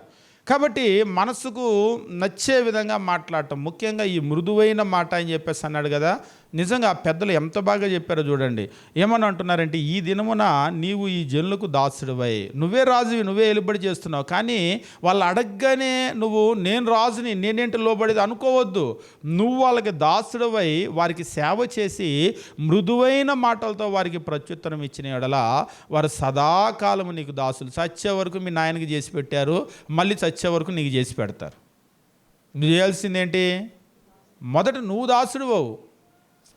నువ్వు దాసుడు అయితే ఆ తర్వాత వాళ్ళు నీకు దాసులు అవుతారు. మీరు ఎప్పుడైనా సరే గమనించండి, పెద్దవాళ్ళు ఏదైనా పని చేయడానికి, ఒక అధికారి ఇప్పుడు కలెక్టరే ఉన్నాడు అనుకోండి, కలెక్టరే వచ్చి ఇప్పుడు ఏంటి కాలువలు ఇలాగ ఉన్నాయి, ఆ కాలువ తీసేది అదేదో ఉంటుంది కదా, అది నాకు ఇవ్వండి, ఇంత ఇట్లా ఉన్నాయి ఏంటి కాలువలు అని చెప్పేసి ఆయన ఇలా వంగాడు అనుకోండి, వంగేసరికి ఎంతమంది వస్తారు, సార్ సార్ సార్ సార్ అని చెప్పేసి అక్కడ ఉన్న వాళ్ళందరూ కూడా ముందు ఆఫీసర్లు వచ్చేస్తారు కదా. ఆయన చేయాల్సిన పని లేదు, ఆయన తీసుకొని నేనే చేస్తానని ఇలా వంగేసరికి వచ్చేస్తారు అందరూ. ఇక ఆ తర్వాత ఆయన పక్కకి వెళ్ళిపోవచ్చు, మొత్తం వాళ్ళు చేసి పెట్టేస్తారు. నిజంగా ఒక్కోసారి కొంతమంది ఇదే ట్రిక్ను ఫాలో అవుతారు, వాళ్ళు చేయకుండా నేనే చేస్తానంటారు. ఒకసారి ఒక సేవకుడు ఇలాగే, మీరు కనుక చేయకపోతే నేనే చేస్తాననేసరికి అయితే మీరే చేసుకోండి అన్నారు వాళ్ళు. ఎందుకంటే వాళ్ళకి తెలుసు ఈ సేవకుడు తెలివితేటలు, నేనే చేస్తా అంటాడు కానీ చేయడు అయినా అని చెప్పేసి, మీరు కనుక చేయకపోతే నేనే చేస్తానంటే అయితే మీరే చేసుకోండి అయ్యగారు అని వెళ్ళిపోయారు వాళ్ళు. ఇదిగో ఇలా ఉంటుందండి మా వాళ్ళతోటి అని అంటున్నాడు. అంటే నిజంగా నీది చేసే మనసు అయితే నిన్ను చేయనివ్వరు వాళ్ళు. నువ్వు దాన్ని అలుసుగా తీసుకొని, అంటే అదొక బలహీనతగా తీసుకొని మీరు చేయకపోతే నేను చేస్తా అంటే, మీకు జేసీ బెయిలీ గారి పేరు చాలామంది వినుంటారు, ముఖ్యంగా క్రీస్తు సంఘాలు. భారతదేశానికి వచ్చినటువంటి ఒక మిషనరీ. ఆయన మిషనరీగా భారతదేశానికి వచ్చినప్పుడు వృద్ధాప్యంలో వచ్చాడు. అదేంటి వృద్ధాప్యంలో మిషనరీ అంటే, ఆల్రెడీ ఆయన ఆటోబయోగ్రఫీ చదివిన వాళ్ళకి తెలిసి ఉంటుంది. ఆయన ఆల్రెడీ రిటైర్ అయిపోయేటువంటి పరిస్థితుల్లో రిటైర్ అయిపోయిన తర్వాత భారతదేశానికి మిషనరీలుగా అవసరం ఉండి అక్కడికి రిక్వెస్ట్ వచ్చింది. ఆ రిక్వెస్ట్ని చర్చిలో చెప్పాడు. చర్చిలో చెప్తే ఎవరూ వెళ్ళటానికి ముందుకు రాలేదు. ఆయన ఆ రిక్వెస్ట్ చెప్పి చివరికి ఏం చేశాడంటే, ఒక డేట్ పెట్టి ఆ డేట్ కల్లా ఎవరు రాకపోతే ముసలోడు నేనే వెళ్ళిపోతాను అన్నాడు. ఎవరు రాలేదు. అంటే అప్పటికైనా రోషం వచ్చి ఎవరన్నా వస్తారేమో అనుకొని, మీరు ఎవరు కనుక రాకపోతే ముసలోడు నేనే వెళ్ళిపోతాను అన్నాడు. ఎవరు రాలేదు. ఇకేం చేయాలి? ఆయన బయలుదేరి వచ్చాడు. వాస్తవంగా ఇక్కడికి వచ్చిన తర్వాత అది సెకండ్ ఇన్నింగ్స్ అంటారు కదా, ఆల్రెడీ అక్కడ అయిపోయి రిటైర్మెంట్ స్టేజ్లో వచ్చి చేసినటువంటి సేవ ఇది. చాలామంది బెయిలీ గారు ముందే వచ్చారేమో అనుకుంటారు. లేదు, రిటైర్డ్ అవ్వాల్సిన టైంలో వచ్చి సెకండ్ ఇన్నింగ్స్లో చేసినటువంటి సేవను మనం భారతదేశంలో చూస్తాం. అయితే మనుషులు ఎప్పుడైనా సరే ఒకవేళ కొన్ని సందర్భాలు అంటే మరి ఆయన ఒక్కోసారి అంటూ ఉంటారు, బెయిలీ గారు మీరు ఎవరు రాకపోతే నేనే వెళ్తానని బెదిరించడం కాదంటే కాదు. మరి వాళ్ళెవరు రాకపోవటం అంటే అది కూడా దేవుని చిత్తమే.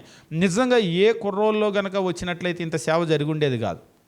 మీరు వాళ్ళు తీసుకున్నటువంటి నిర్ణయాల వెనకాల అపారమైనటువంటి అనుభవం కనబడుతుంది. దేవుడికి ఆ కుర్రోళ్ళు కాదు, బెయిలీ గారే కావాలి. అందుకనే ఏం చేశాడంటే కుర్రోళ్ళు ఎవరిని రప్పించలేదు. లేవాలంటే వాళ్ళ మనసు దేవుడు కదిలించగలడు, కానీ వాళ్ళు ఎవరి మనసు కదలలేదు. దానివల్ల ఏంటంటే చివరికి ఆయనే వచ్చాడు. దేవునికి ఆయనతోనే పని ఉంది ఇక్కడ, అందుకని ఆయన్నే రప్పించాడు. అయితే ఇక్కడ మనం గమనించేటప్పుడు కొన్ని సందర్భాల్లో మనం చూసినట్లయితే ఏలుబడి చేసేటువంటి వాళ్ళు గనక మీరు చూసినట్లయితే మొట్టమొదట నువ్వు కొంచెం వాళ్ళకి సేవ చేయి. సేవ గనక చేసినట్లయితే ఈ దినమనే నీవు ఈ జనులకు దాసుడివై వారికి సేవ చేసి మృదువైన మాటలతో వారికి ప్రత్యుత్తరం ఇచ్చిన యెడల వారు సదాకాలం నీకు దాసులు అవుతారు అనేటువంటి ఒక నిర్ణయాన్ని తెలియజేశారు. 8వ వచనంలో, అయితే అతడు పెద్దలు తనతో చెప్పిన ఆలోచనను నిర్లక్ష్య పెట్టి తనతో కూడా పెరిగిన యవ్వనులను పిలిచి ఆలోచన అడిగి వారికి ఇలాగ ప్రశ్న వేశాను. వాళ్ళని అడిగాడు కదా పెద్దలని, మరి జనాలు ఇలాగ అడుగుతున్నారు, మా నాన్న చాలా కఠినమైనటువంటి దాస్యం చేయించాడు, బరువు పెట్టాడు, తగ్గించమని అడుగుతున్నారు, ఏం చేయాలి అని చెప్పేసి అడిగాడు. 9వ వచనం, మా మీద నీ తండ్రి ఉంచిన కాడిని చులకన చేయుడని నాతో చెప్పిన ఈ జనులకు ప్రత్యుత్తరం ఇచ్చుటకు ఏ ఆలోచన మీరు చెప్తారు అని తనతో కూడా పెరిగినటువంటి యవ్వనుల కుర్రోళ్ళని అడిగాడు. అప్పుడు అతనితో కూడా ఎదిగిన ఆ యవ్వనస్తులు ఈ ఆలోచన చెప్పారు, నీ తండ్రి మా కాడిని బరువైనదిగా చేసెను, నీవు దాన్ని చులకన చేయవలని నీతో చెప్పుకున్న ఈ జనులకు ఎలాగో ఆజ్ఞ ఇవ్వు. నువ్వు రాజువి, నువ్వు ఆజ్ఞాపించు. ఏమని ఆజ్ఞాపించాలి? నా తండ్రి నడుము కంటే నా చిటికెన వేలు పెద్దదిగా ఉండును అని ఆజ్ఞాపించు. నా తండ్రి నడుము కంటే చిటికెన వేలు అంటే ఈ వేలేనా కాదా? ఇది బొటన వేలు. చిటికెన వేలు అంటే ఈ వేలు. వాస్తవంగా వేళ్ళన్నిటిలో ఏ వేలు బాగా తక్కువగా ఉంటుంది, చిన్నదిగా ఉంటుంది?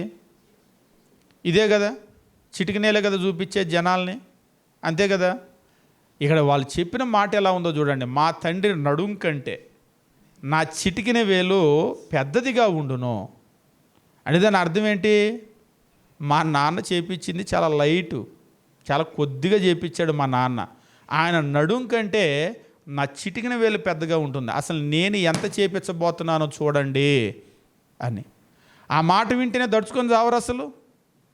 అప్పటికే వాళ్ళు, బాబు మీ నాన్న మా మీద పెట్టినటువంటి బరువు, మీ నాన్న మాతో చేయించిన దాస్యం అని ఏదో కొద్దిగా తగ్గించమని వస్తే, ఇప్పుడు ఈయన చెప్పినటువంటి మాట ఎట్లా ఉందో చూడండి. ఆ యవనస్తులు చెప్పింది, మా నాన్న నడుం కంటే నా చిటికిన వేలు పెద్దదిగా ఉండును అని నువ్వు వాళ్ళకి ఆజ్ఞాపించు అని అన్నారు.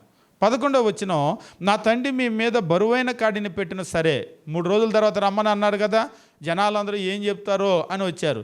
నా తండ్రి మీ మీద బరువైన కాడిని పెట్టిన సరే, నేను ఆ కాడిని ఇంక బరువుగా చేయుదును. నా తండ్రి చబుకులతో మిమ్మల్ని శిక్షించిన సరే, నేను కొరడాలతో మిమ్మల్ని శిక్షించదను. 3వ దినమందు నా ఎదుక రండిని రాజు నిర్ణయం చేసినట్లు యెరోబామును జనులందరూ 3వ దినమో రెహబామును వద్దకు వచ్చారు. అప్పుడు రాజు పెద్దలు చెప్పిన ఆలోచన నిర్లక్ష్యపెట్టి యవ్వనులు చెప్పిన ఆలోచన చొప్పున వారికి కఠినముగా ప్రత్యుత్తరం ఇచ్చి ఇట్లు ఆజ్ఞాపించెను, నా తండ్రి మీ కాడిని బరువుగా చేసెను, కానీ నేను మీ కాడిని మరుబరువుగా చేయదును. మా నాన్న చేసిన బరువు కంటే నేను ఇంకా బరువు చేయబోతున్నాను. ఎంత బరువు ఊహించుకోండి, నేను ఒక మాట చెప్తాను అన్నట్లుగా. ఎంత బరువు అంటే, నా తండ్రి చబుకులతో మిమ్మల్ని శిక్షించను, నేను కొరడాలతో మిమ్మల్ని శిక్షించుదును. జనులు చేసిన మనవి రాజు ఈ ప్రకారము అంగీకరింపకపోయాను. షిలోనీయుడైన అహియా ద్వారా నెబాతు కుమారుడైన యెరోబాముతో తాను పలికించిన మాట నెరవేరవల్లని యెహోవా ఇలాగూ జరిగించాడు. వాస్తవంగా ఈ నిర్ణయం వెనకాల దేవుని చిత్తం ఉందా అంటే అవును, ఉంది. అందుకని ఆ పనికి మాలినటువంటి వాళ్ళతో నిజంగా ఆ చెప్పినటువంటి వాళ్ళు, అప్పుడప్పుడు మనం ఆ చెప్పిన వాడి యొక్క వయసు ఎంత అని కూడా తీసుకోవాలిగా, చెప్పిన వాళ్ళు ఎవరు అనేది కూడా తీసుకోవాలిగా, వాళ్ళ జ్ఞానం ఎంత అని కూడా తీసుకోవాలిగా. ఒకసారి ఇలాగనే ఒకరు యేసుక్రీస్తు దేవుడు కాదంటే నేను చెప్పాను, ఆ చెప్పినోడు వయసు ఎంత, ఆ చెప్పినోడు ఎక్కడ చదువుకున్నాడు, చెప్పినోడు జ్ఞానం ఎంత అనేది ఆలోచన చేయాలి కానీ అన్నాను. ఒకసారి మనుషులు ఎట్లా ఉంటారంటే, మీరు కూడా ఇప్పుడు ఎక్కడికైనా మీరు వెళ్ళారనుకోండి, మీరు ఏదైనా ఒక వస్తువు కొనడానికి వెళ్తారు. వస్తువు కొనడానికి వెళ్తే అక్కడ ఒక సేల్స్ పర్సన్ ఉంటాడు. ఆ సేల్స్ పర్సన్ ఏం చేస్తాడంటే మీకు ఆ వస్తువును గురించి వివరిస్తూ ఉంటాడు.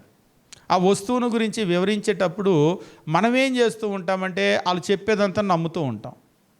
అంతే కదా? ఎందుకు నమ్ముతాం? ఆ చెప్పేదంతా మనం ఎందుకు నమ్ముతాం?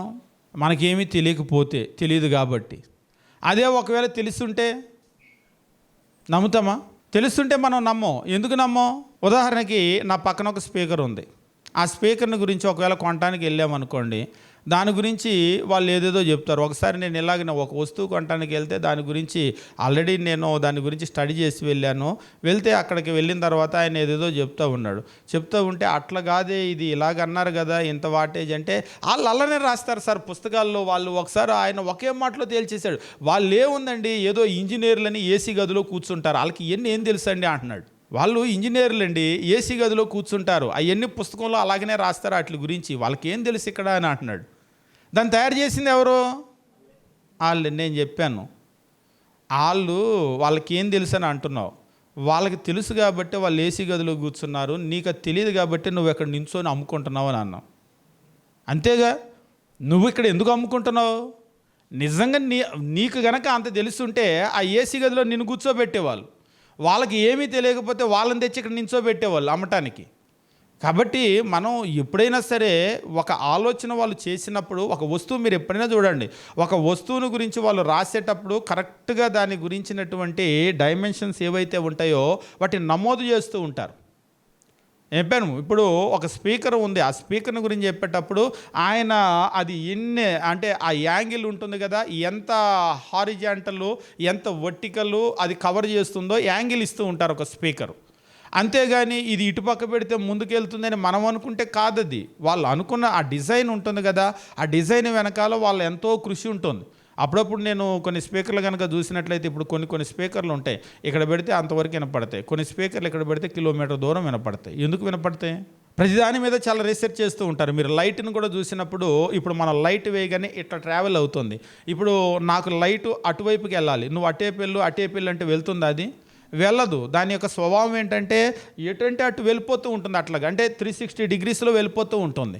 అందుకనే దాన్ని వాళ్ళు ఏం చేస్తారంటే లైట్ని కంట్రోల్ చేయడానికి వాళ్ళు ఏం చేస్తూ ఉంటారంటే, లైట్ ముందు మీకు ఫిన్స్ ఉంటాయి కదా, ఇట్లా పెడుతూ ఉంటారు. లైట్ ముందు కనుక మనం చెయ్యి ఇట్లా పెట్టామనుకోండి, అప్పుడేమవుతుంది, ఇటు బౌన్స్ అవ్వదు, మధ్యలో నుంచి ఇట్లా ట్రావెల్ చేస్తూ ఉంటుంది. అంటే దాని మీద వాళ్ళు స్టడీ చేస్తూ ఉంటారు. అంతేగాని అదంతా కూడా లేకుండా, లేదండి అదంతా పెట్టడం అనవసరం అండి, సాఫ్ట్ బాక్స్ వేస్ట్ అండి, ఆ గ్రిల్స్ అన్నీ కూడా వేస్ట్ అండి అని అంటే ఒకసారి నేనేం తెలియజేస్తూ ఉంటానంటే, ఇప్పుడు ఏదైనా ఒక విషయాన్ని ఎవరైనా సరే నేర్చుకున్నటువంటి వాళ్ళు ఎవరైతే ఉంటారో వాళ్ళు చెప్పేటువంటి విషయాలను మనం ఆలకించాలి, ఖచ్చితంగా ఆలకించాలి. అంతా మనకు తెలుసు అనుకున్నట్లుగా మనం ఎప్పుడు కూడా ప్రవర్తించకూడదు. ముఖ్యంగా మీరు చెప్పేటప్పుడు వినేటువంటి స్వభావం ఎవరికి ఉంటుందంటే, పెద్దవాళ్ళు ఉంటారు, వయసు అయినటువంటి వాళ్ళు. ఎవరేం చెప్పినా ఓపికగా వింటారు. మీరు పెద్దవాళ్ళలో చూడండి, అంటే కొంతమంది చాదస్తం, అంటే మరీ వయసు అయిపోయిన తర్వాత చాదస్తం వస్తుంది, కానీ పెద్దవాళ్ళలో ఓపికగా వినేటువంటి స్వభావం ఉంటుంది. అదే యవనస్తుల్లో మొదలు పెట్టగానే ఆపు నాకు తెలుసులే, ఆపు, నువ్వేం చెప్పాలనుకుంటున్నావు నాకు తెలుసు, ఇంకా అవసరం లేదులే అని అంటారు. ముందు అసలు మాట్లాడినిస్తే కదా, ఆ ఆవేశం అనేటువంటిది ఉంటుంది. అదే ఒకవేళ పెద్దవాళ్ళు అనుకోండి, అంతా తెలిసినా కానీ మరలా మొత్తం వింటారు. విన్న తర్వాత నాకు తెలుసయ్యా ఇదంతా అంటారు. మరి తెలిస్తే ముందు చెప్పొచ్చు, అంటే నువ్వేం చెబుతావు అని విన్నాను నేను అంటారు. ఒకే మాట మీరు చూడండి, వాళ్ళంతా వినేటప్పుడు కూడా అసలు తెలిసినట్టుగా కూడా అనిపించదు, అంతా ఓపికగా వింటారు. అంతా ఓపిక అయిన తర్వాత తెలుసయ్యా ఇది నాకు అంటారు. అదేంటి తెలిస్తే మరి అంటే నువ్వేం చెప్తావు అని చెప్పి, అంటే అందులో ఏదైనా 1-2 మాటలు ఏమైనా మనకు తెలియని ఉంటాయా అని చెప్పేసి వింటూ ఉంటారు. ఆ ఓర్పు, ఆ ఓపిక ఈ ఉడుకు రక్తానికి ఉండదు. మనం మొదలు పెట్టకముందే నాకు తెలుసులే అని అంటూ ఉంటారు. ఇక్కడ కూడా రెహబాము తన రాజ్యాన్ని పోగొట్టుకోవటానికి కలిగినటువంటి ప్రధానమైనటువంటి కారణం ఏంటంటే, నిజంగా ఆ పెద్దలు చెప్పినటువంటి ఆలోచన కనుక ఆయన ప్రజల దగ్గర చెప్పుంటే, వాళ్ళు చెప్పినట్లే సదాకాలం బ్రతికినంతకాలం సేవ చేసి పెట్టేవాళ్ళు. ఏం లేదు, ఆ మృదువైనటువంటి మాటలు కనుక సరే చూద్దాంలే చేద్దాంలే ఖచ్చితంగా తగ్గిస్తాను, నాకు కూడా అర్థమైంది మీది చాలా కష్టమని, మా నాన్న కాలంలో చాలా కష్టపడ్డారు, చాలు ఇంకా నేను తగ్గిస్తాను అని ఒక మాట కనుక చెప్పి పంపిస్తే వాళ్ళు ఖచ్చితంగా ఆయనకు సేవ చేసి పెట్టేవాళ్ళు. కానీ ఈ యవనస్తులు ఉన్నారు కదా, మా నాన్న నడుం కంటే నా చిటికిన వేలు పెద్దగా ఉంటుందని చెప్పి అదిరిపోతుందని అన్నారు కదా, వాళ్ళ సలహా తీసుకొని, అంటే అప్పుడప్పుడు ఇలాంటి సలహాలే నచ్చుతూ ఉంటాయి. మా నాన్న వాళ్ళు చెప్పినటువంటి సలహా వింటే అసలు ఇలా ఎలా చెప్పారు అని చెప్పేసి మనకు అనిపిస్తూ ఉంటుంది. మా నాన్న అయితే మిమ్మల్ని చబుకులతో శిక్షించాడు, సరే నేనైతే కొరడాలతో శిక్షించబోతున్నానంటే చాలా కఠినమైనటువంటి బరువు మీ మీద పెట్టబోతున్నా, రెడీగా ఉండండి. ఏమైంది? ఇక అక్కడ ఉన్నటువంటి యెరోబామును తీసుకొని తిరుగుబాటు చేసి 12 గోత్రాల్లో 10 గోత్రాలు వదిలిపెట్టి వెళ్ళిపోయారు. ఆ 2 గోత్రాలు కూడా మిగలటానికి కలిగిన కారణం ఏంటంటే, ఈ దావీదు, సొలొమోను, రెహబాము ఏ యోధా గోత్రానికి చెందిన వాళ్ళో మా వాళ్ళు కదా అని యోధా గోత్రం వాళ్ళు అక్కడ ఉండిపోయారు. మన దేశంలో అయితే ఇక ప్రాంతీయ ఫీలింగ్ అనుకోండి, క్యాస్ట్ ఫీలింగ్ అనుకోండి, ఏ ఫీలింగ్ అనుకోండి, మనవాడు అని అంటారు కదా, అలాగా యోధా గోత్రం మాత్రం అక్కడ ఉండిపోయారు. దానికి కలిగినటువంటి కారణం ఏమిటి అంటే, మనవాడు కదా అని యోధా గోత్రం ఉండిపోయారు. యోధా గోత్రంతో పాటు బెన్యామీన్ అనేటువంటి ఒక చిన్న గోత్రం ఉంటుంది, వాళ్ళు ఎప్పుడు యోధాతో పాటే ఉండిపోయేవాళ్ళు. రాజ్యం విడిపోయిన తర్వాత కూడా యోధా, బెన్యామీను ఒక రాజ్యంగా ఏర్పడ్డాయి, దక్షిణ రాజ్యంగా. మిగిలిన 10 గోత్రాలందరూ కూడా కలిసి వెళ్ళిపోయి ఒక పెద్ద తిరుగుబాటును చేశారు. ఆ తరువాత ఒకటిగా ఉన్నటువంటి ఇజ్రాయేలు రాజ్యం 2గా విడిపోయింది. ఆ 2గా విడిపోవటానికి వెనక ఉన్నటువంటిది ఏంటంటే యవ్వనస్తుల యొక్క ఆలోచన. ఆ యవ్వనస్తుల యొక్క ఆలోచన అనేటువంటి రాజ్యాన్ని 2గా విడగొట్టేసింది. నిజంగా అపరిపక్వమైనటువంటి ఆలోచన, ఏమీ తెలియనటువంటి, ఇంకా చెప్పాలి అంటే మూర్ఖమైనటువంటి ఒక ఆలోచనని తన స్నేహితులకు చెప్పారు. అయితే అప్పుడప్పుడు మనకి పెద్దవాళ్ళు చెప్తారు, చెప్పేవాడికి బుద్ధి లేకపోతే ఇన్నేవాడి కన్నా బుద్ధి ఉండాలి కదా అని. మన పెద్దవాళ్ళు అంటారు, చెప్పేవాడికి లేదు సరే ఇన్నేవాడికి ఉండాలి కదా అని. చెప్పేవాళ్ళు చెప్పారు, రెహబాముకి ఏమవ్వాలి అంటే ఒకసారి ఒక ఆయన అన్నాడు, ఆయన కూడా యవనస్తుడు కదా అని. ఆయనకి బుద్ధి లేదు, మరి ఆయన యవనస్తుడు కదా, అదే అనుభవం ఉంటే ఆయనకు కూడా వచ్చేది, కానీ అనుభవం లేదు కదా. నేను ఎందుకు ఈ మాట చెప్తున్నానంటే, ఈరోజు మనకు కష్టం వచ్చినప్పుడు, మనకు బాధ వచ్చినప్పుడు మనం ఎవరిని సలహా అడుగుతున్నాం అంటే, ఈవేళ కొంతమంది వయసు అయిన వాళ్ళే కానీ బుద్ధి లేని వాళ్ళు. నిజంగా అప్పుడప్పుడు పరిస్థితి ఎట్లా ఉంటుందంటే, యవ్వనస్తులు కూడా అంత తీవ్రమైనటువంటి ఆలోచనలు ఎవరు. ఇవాళ కొంతమంది అట్లా ఉన్నారు, నువ్వెందుకు కూరుకున్నావు అంటారు పెద్దవాళ్ళు. అదేంటి పెద్దవాళ్ళు చెప్పాల్సిన మాట, ఆగయ్యా అట్లా కాదు నాయనా అని చెప్పాల్సినటువంటి వాళ్ళు నువ్వెందుకు కూరుకున్నావంటే, ఇప్పుడు అది ఎక్కడికి దారి తీస్తుంది? కాబట్టి మనం ఏంటంటే చాలా జ్ఞానం కలిగినటువంటి ఆలోచనలు ఈరోజు సమాజానికి అవసరం. ఈరోజు కుటుంబాలు పాడవటానికి లేదా జీవితాలు పాడవటానికి వెనకాల ప్రధానమైన కారణం ఏంటంటే, చక్కటి ఆలోచన చెప్పేటువంటి ఆలోచనకర్తలు లేరు. అదొక లోపం. అయితే చక్కటి ఆలోచనలు చెప్తే జనాలకు ఇష్టం ఉండటం లేదు. చక్కటి ఆలోచనలు చెప్తే జనాలకు ఇష్టం ఉండటం లేదు. జనాలకు కూడా ఎలాంటి ఆలోచనలు కావాలి? అదే ఇప్పుడు రెహబాము స్నేహితులు చెప్పినటువంటి, మా నాన్న నడుము కంటే నా చిటికిన వేలు పెద్దగా ఉంటుందంటే చప్పట్లు కొట్టి ఏళ్ళు వేస్తారు అటువంటి డైలాగులకి. అదిరిపోయింది, నువ్వు సింహాసనం ఎక్కగానే మొదట్లోనే అద్దరు కొట్టావు బాస్ అని చెప్పేసి అంటూ ఉంటారు. ఆ ఫ్రెండ్స్ ఉన్నారు కదా, అబ్బా అద్దరు కొట్టావని అంటారు. ఒకవేళ డైలాగు బాగుంటే బాగుండొచ్చు, కానీ దాని యొక్క కాన్సిక్వెన్సెస్ ఎట్లా ఉంటే, ప్రతిఫలం ఎట్లా ఉంటుంది, దూరం ఎంత ఆలోచన చేయాలి. ఇప్పుడు ఈ మాట మాట్లాడానే, ఈ మాట వాళ్ళకి ఎంత బాధ కలిగిస్తుంది, తర్వాత వాళ్ళు ఎటువంటి నిర్ణయాలు తీసుకుంటారు, ఆ నిర్ణయాలు నేను ఎట్లా ఫేస్ చేయాలి, ఇవన్నీ ఆలోచన చేశాడా? ఇవన్నీ చెప్పలేదు వాళ్ళు. కాబట్టి ఒక అనాలోచితమైనటువంటి నిర్ణయంతో ఏమైపోయారంటే, మొత్తము వాళ్ళందరినీ కూడా వేరు చేసేసుకున్నాడు. ఆ తర్వాత కనుక మీరు చూసినట్లయితే రాజ్యం చాలా ఇబ్బందుల్లో పడుతూ ఉంటుంది. 12వ అధ్యాయము మీరు గమనించినప్పుడు ఆయన చెప్పినటువంటి ఆ మాటలన్నీ కూడా చెప్పినప్పుడు వాళ్ళందరూ కూడా అక్కడి నుంచి వెళ్ళిపోయి 16వ వచనంలో, కాబట్టి ఇజ్రాయేలు వారందరూ రాజు తమ విన్నపమును వినలేదని తెలుసుకొని, వాళ్ళ బాధ ఏంటంటే, మేము ఒక రిక్వెస్ట్ పెట్టుకున్నాం, మా రిక్వెస్ట్ని వినలేదని తెలుసుకొని, అంటే అట్లీస్ట్ చూద్దాంలే, ఇందాక చెప్పాను కదా, చెయ్యకపోయినా సరే చూద్దాంలే, నేను కూడా దాని గురించి ఆలోచన చేస్తున్నానని ఒక మాట అంటే చక్కగా వెళ్ళి మళ్ళీ రోజు చేసే చాకరీ చేసేవాళ్ళు. నేను దాని గురించి ఆలోచన చేస్తున్నాను, అది నాకు కూడా మనసులో ఉంది, మీరు చాలా కష్టపడుతున్నారని. ఆ తర్వాత కనుక దాన్ని కొద్దిగా తగ్గిస్తే ఇక వాళ్ళు చచ్చినంత కాలము పెద్దలు చెప్పినట్లుగా పనిచేసేవాళ్ళు. ఎప్పుడైతే వినలేదు అనేటువంటి తెలుసుకున్నారో రాజుకి ఇలాగూ ప్రత్యుత్తరం ఇచ్చిరి, దావీదులో మాకు భాగమేది, యెష్షయి కుమారుని యందు మాకు స్వాస్థ్యం లేదు.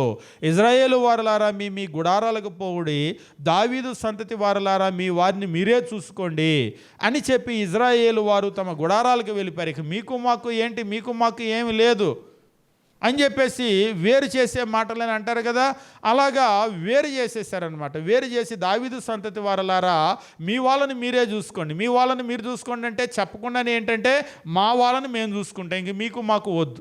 అందుకని ఏమైపోయిందంటే ఆ దావీదు సంతతి యూదా గోత్రం ఒకవైపు నిలబడ్డారు, మిగిలిన గోత్రాలని ఒకవైపు నిలబడ్డారు.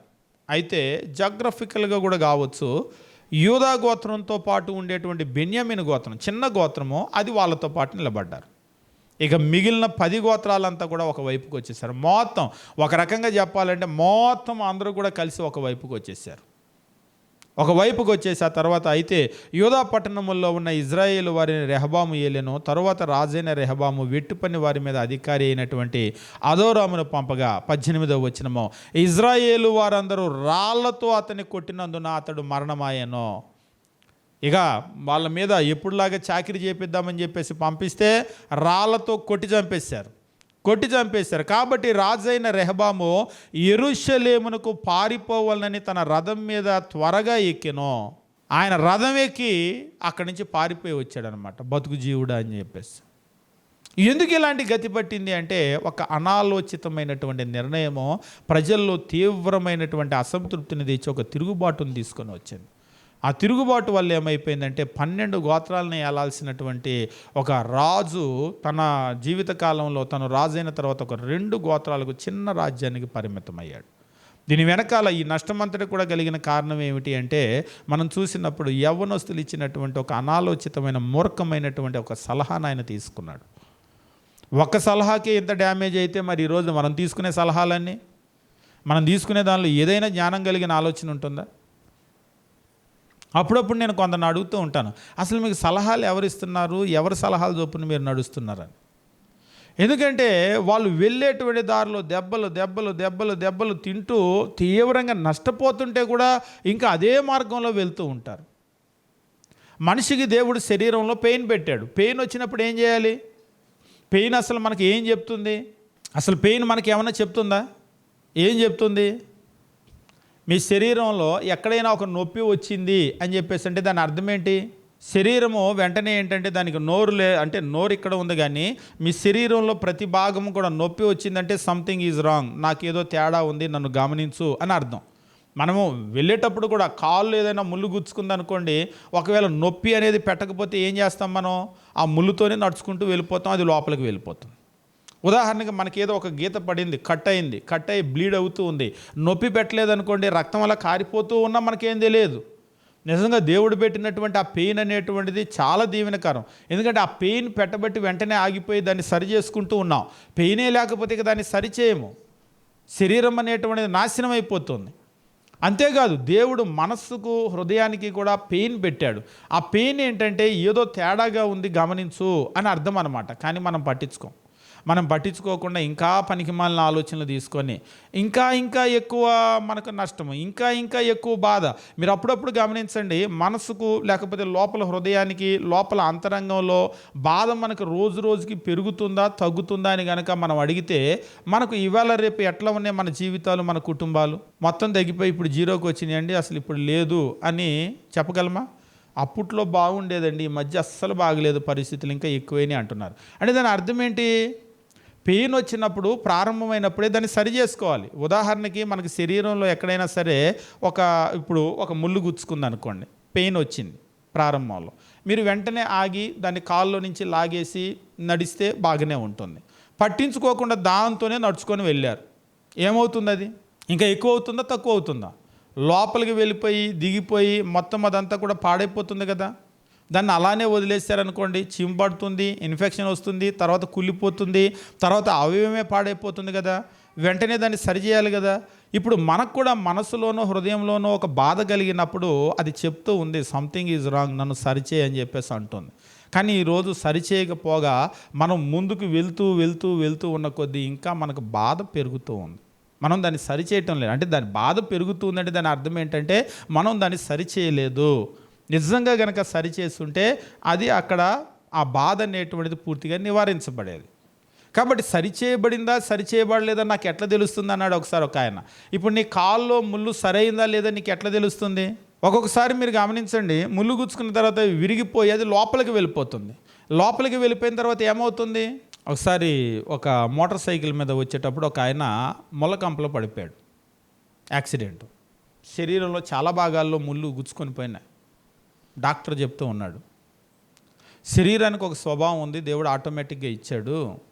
ఏ ముళ్ళైనా లోపల దిగితే, ఒకవేళ నీకు ఇప్పుడు తెలియకపోవచ్చు, చిన్న చిన్న ముళ్ళులు అంటే రేక్ కంప లాంటిది చిన్న చిన్న ముళ్ళు లోపలికి వెళ్ళిపోయినాయి, మాకు కూడా తెలియకపోవచ్చు.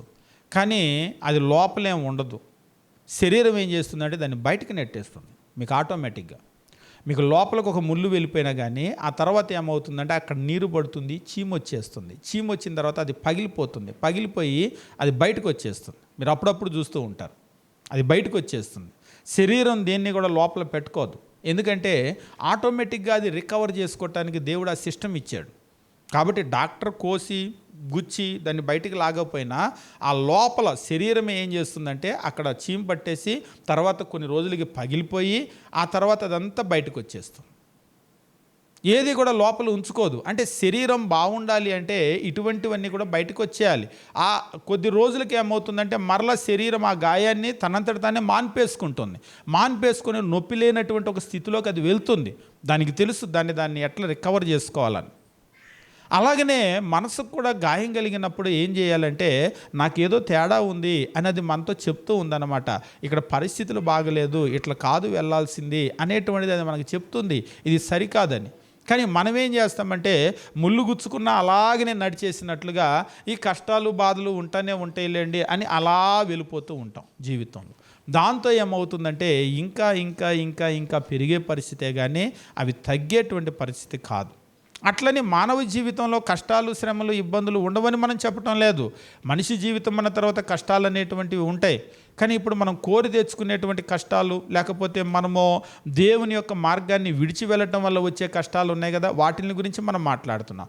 శోధింపబట్టాన్ని గురించి నేను మాట్లాడటం లేదు. శోధనలు అనేటువంటివి ప్రతి ఒక్కరికి ఉంటాయి, అందులో కష్టం అనేటువంటిది ప్రతి ఒక్కరికి ఉంటుంది, దాని గురించి మాట్లాడటం లేదు. కానీ దేవుని వాక్యానికి ఎదురెళ్ళటం వల్ల వచ్చేటువంటి కష్టం ఉంది కదా, దాని గురించి మాట్లాడుతున్నాను. అది ఖచ్చితంగా మనం సరి చేసుకోవాల్సినటువంటి బాధ్యత మన మీద ఉంది. కానీ ఈరోజు మనం దాన్ని ఎందుకు సరి చేసుకోలేకపోతున్నామంటే ఒక ప్రధానమైనటువంటి కారణం ఏమిటి అంటే మనం ఇతరులకు ఏదైనా సలహా అడిగినా కానీ మంచి సలహా చెప్పగలిగినటువంటి వాళ్ళు, దైవికమైనటువంటి ఆలోచనలు చేయగలిగినటువంటి మనుషులు మన మధ్యలో లేరు. ఒకవేళ మన మధ్యలో ఉన్నా కానీ మనం అటువంటి వాళ్ళని అడిగేటువంటి పరిస్థితి ఉండదు. ఎప్పుడు కూడా మనం ఏం చేస్తామంటే దాదాపుగా 90% వరకు మనం సొంతగానే చేసుకుంటూ ఉంటాం, ఎవ్వరు సలహాలు అడగరు. ఈవేళ ఉన్నటువంటి పిల్లల పరిస్థితి కూడా ఎట్లుందంటే నాకు ఎవ్వరు చెప్పాల్సిన అవసరం లేదు అని వాళ్ళు నేరుగా అనేస్తున్నారు. నాకెవ్వరు చెప్పొద్దు, నాకెవ్వరు చెప్పాల్సిన అవసరం లేదని అంటున్నారు. నిజంగా అది చాలా తప్పు. దేవుడు అట్లా పెట్టలేదు. దేవుడు ప్రతి మనిషి శరీరంలో తల ఒకదాన్ని పెట్టారు. ఆ తల చెప్తుంది, ఆ తల చెప్పాలి. ప్రతి చిన్న జీవికి తల ఒకటి పెట్టాడు. అలాగనే సమాజంలో కూడా కుటుంబంలో తలని పెడతాడు, సమాజంలో కూడా తలని పెడతాడు. వాళ్ళు చెప్పాలి, మిగిలిన వాళ్ళు వినాలి. ఇప్పుడు శరీరంలో నాకు తలే పెట్టొద్దంటే ఎలాగా? అన్ని అవయవాలు మా ఇష్టం వచ్చినట్టు చేసుకుంటామంటే ఎలాగా? అవయవాలు ఎన్నున్నా కానీ తల ఒకటే ఉంటుంది, అది చెప్పినట్లుగా మిగిలినవన్నీ చేయాలి. అలాగనే కుటుంబంలో తల ఒకళ్ళు ఉంటారు, వాళ్ళు చెప్పినట్లుగా మిగిలిన వాళ్ళు చేయాలి. సమాజంలో కూడా ఆలోచనకర్తలు కొందరు ఉంటారు, వాళ్ళు చెప్పినట్లుగా చేయాలి. అలా వెళ్ళినప్పుడు మాత్రమే అక్కడ దీవెన అనేటువంటిది ఉంటుంది. అట్లా కాకుండా దాన్ని తృణీకరించి కనుక మనం ముందుకు వెళ్ళినట్లయితే చాలా ఇబ్బంది పడవలసినటువంటి పరిస్థితి ఉంటుంది. ఈరోజు సమాజాన్ని కనుక మనం చూసినట్లయితే దైవికమైనటువంటి ఆలోచనలు మనం తీసుకోవాలి అని అనుకున్నా కానీ చాలా అరుదుగా అటువంటి మంచి ఆలోచనలు చెప్పగలిగినటువంటి వాళ్ళు చాలా అరుదుగా ఉన్నారు. ఎక్కువగా మనకు కనబడేది ఏంటి అంటే ఈ రెహబాము స్నేహితులు కనబడినట్టు ఇలాంటి వాళ్ళు ఇబ్బడి మొబ్బడిగా ఉన్నారనమాట. ఏదైనా అడిగారనుకోండి దానికి మొత్తం చెడగొట్టేటువంటి విధంగా సలహాలు చెప్పేటువంటి వాళ్ళు. కాబట్టి మీరు చాలా జాగ్రత్తగా ఉండండి. ఎవరిని పడితే వాళ్ళని మీరు సలహాలు అడగొద్దు. అసలు ఎవరిని పడితే వాళ్ళని సలహాలు అడగొద్దు. మరి ఏం చేయాలి అని అంటూ ఉంటారు. ఏం చేయాలంటే మీరు దైవికమైనటువంటి ఆలోచనలు ఎవరైతే చెప్పగలుగుతారో వాళ్ళని మాత్రమే సలహా అడగండి. అంతేగాని ఎవరిని పడితే వాళ్ళని సలహాలు అడగొద్దు. మరి కొంతమంది అయితే అడగకుండానే ఉచిత సలహాలు ఇస్తారు ఎదుటికొచ్చి కూడా. ఎందుకంటే మనకు సమాజంలో ఇది చాలా పెద్ద ఎత్తున ఇప్పుడు జరుగుతూ ఉంటుంది. ఎవరినైనా మనం ఏదైనా చెప్పామనుకోండి, మనం వాళ్ళని సలహా అడగకపోయినా వాళ్ళే ఇస్తూ ఉంటారు. నేను అడిగానా అని అంటారు, అడగకపోయినా ఏదో చెప్తున్నాంలే అని అంటూ ఉంటారు. కాబట్టి అటువంటివి కూడా మీరేం తీసుకోవద్దు. దైవికమైనటువంటి ఆలోచనలు ఎవరైతే చెప్తారో అవి మాత్రమే తీసుకోండి. ఒక్కొక్కసారి ఏంటంటే చెప్పినప్పుడు కొంత కష్టంగా ఉంటుంది దైవికమైనటువంటి ఆలోచన. ఇప్పుడు డాక్టర్ దగ్గరికి వెళ్తాం, డాక్టర్ దగ్గరికి వెళ్ళి డాక్టర్ ఏదైనా సలహా చెప్పాడు అనుకోండి, మనకు తేలిగ్గా ఉంటుందా కష్టంగా ఉంటుందా? ముందు ఏ డాక్టర్ అయినా సరే మనం వెళ్ళినప్పుడు మనకి వచ్చే ప్రతి అనారోగ్యానికి వెనకాల ఏముంటుంది అంటే ఆహారం ఉంటుంది. మీరు ఎప్పుడైనా గమనించండి, ప్రతి అనారోగ్యానికి వెనకాల దాదాపుగా ఆహారం ఉంటుంది. ఇప్పుడు డాక్టర్ దగ్గరికి వెళ్ళగానే మంచి డాక్టర్ అయితే ఏం చెప్తాడు అంటే ముందు ఆ అనారోగ్యాన్ని కలిగించేటువంటి ఆహారం మానమని చెప్తాడు. కానీ అది మనకి ఎలా ఉంటుంది? ఒకసారి ఒక షుగర్ పేషెంట్ చెప్తూ ఉన్నాడు, డాక్టర్ దగ్గరికి వెళ్తే స్వీట్స్ మానేయమన్నాడంట. ఆయన ఏంటండి అలా చెప్తాడు అని అంటున్నాడు. అదేంటి కరెక్ట్గానే చెప్పాడుగా అంటే, మానేసే లెక్క అయితే ఆయన ఎందుకండి, ఇంకా ఆయన డయాబెటిక్ డాక్టరు. ఎవరు వస్తారు ఆయన దగ్గరికి? మా బోటోళ్ళు వస్తారు. ఎందుకు వస్తారు? మేము స్వీట్లు తింటాం కాబట్టి మేము వస్తాము. మరి అప్పుడు ఆయన ఏం చేయాలి? మేము ఎంత స్వీట్లు తింటున్నామో, మాకు ఎంత షుగర్ వస్తుందో దాన్ని తగ్గించడానికి ఆయన కొలత కొలిసి లెక్కేసి మందు ఇవ్వాలి. మేమే తింటాం మానేస్తే ఆయన దగ్గరికి రాంగా, ఇంకా ఆయనకు ఆ ఉద్యోగం ఉండదు కానీ అంటున్నాడు. నేను అడిగాను, ఇంతకీ మీరు ఏం చెప్పాలనుకుంటున్నారంటే, నేను స్వీట్స్ మానలేనండి, నాకు అవి ఇష్టము, నేను తినేది తింటాను, తినేసి ఆయన దగ్గరికి వెళ్తాను, వెళ్తే ఈ ఉన్న షుగర్ తగ్గించడానికి ఆయన ఇచ్చే మందు ఇవ్వాలంట. అదే ఆయన డ్యూటీ. అంటే నిజంగా అది విన్న తర్వాత జనాల పరిస్థితి ఎట్లుందంటే, మేము తినేది తింటాం, మానం, నువ్వు ఇచ్చే మందు నువ్వు ఇవ్వు మాకు తగ్గటానికి, అంతే. మమ్మల్ని మాత్రం ఆపమని అనవద్దు, మేము ఆపలేం. మీరు మందు తాగే వాళ్ళు కూడా డాక్టర్ దగ్గరికి వెళ్తారు, మందు మానే అని అంటారు. వాళ్ళైనా మానతారా? మానరు. మేము తాగుతాము, మీరు ఇచ్చే మందు ఇవ్వండి అన్నట్లుగా ఉంటుందన్నమాట. అంటే ఈవేళ రేపు కూడా మనం గమనించినప్పుడు మనుషులు ఒక మంచి సలహా చెప్తే కూడా తీసుకునేటువంటి పరిస్థితి ఉండదు. ఎందుకంటే అది మనకి ఇబ్బందిగా ఉంటుంది. కానీ లోకంలో కూడా మీరు గమనించండి, ఈ ఇబ్బందికరమైనటువంటి ఆలోచనలు అని ఏదైతే పక్కన పెడుతూ ఉంటామో దానివల్ల చాలా అనర్థాలు జరుగుతూ ఉంటాయి. అలాగనే మన జీవితంలో కూడా కొన్ని కష్టాలు ఇబ్బందులు వచ్చినప్పుడు కొన్ని దైవికమైన ఆలోచనలు చెప్పేటప్పుడు నిజంగా అవి చాలా కష్టంగా ఉంటాయి. ముందు దీన్ని మానేయి, ఇందువల్లే నీకు ఇలాంటి సమస్య వచ్చింది అంటే అది మానటానికి ఇబ్బందిగా ఉంటుంది. నేను చేసుకుంటాను, నాకు మాత్రం ఇందులో సరవటానికి మంచి ఆలోచన ఇవ్వండి అని అంటాం. కానీ అటువంటివి జరగవు. ఎప్పుడైతే మనము చెయ్యకూడని మానివేస్తామో అప్పుడే జరగవలసినటువంటిది జరుగుతుంది.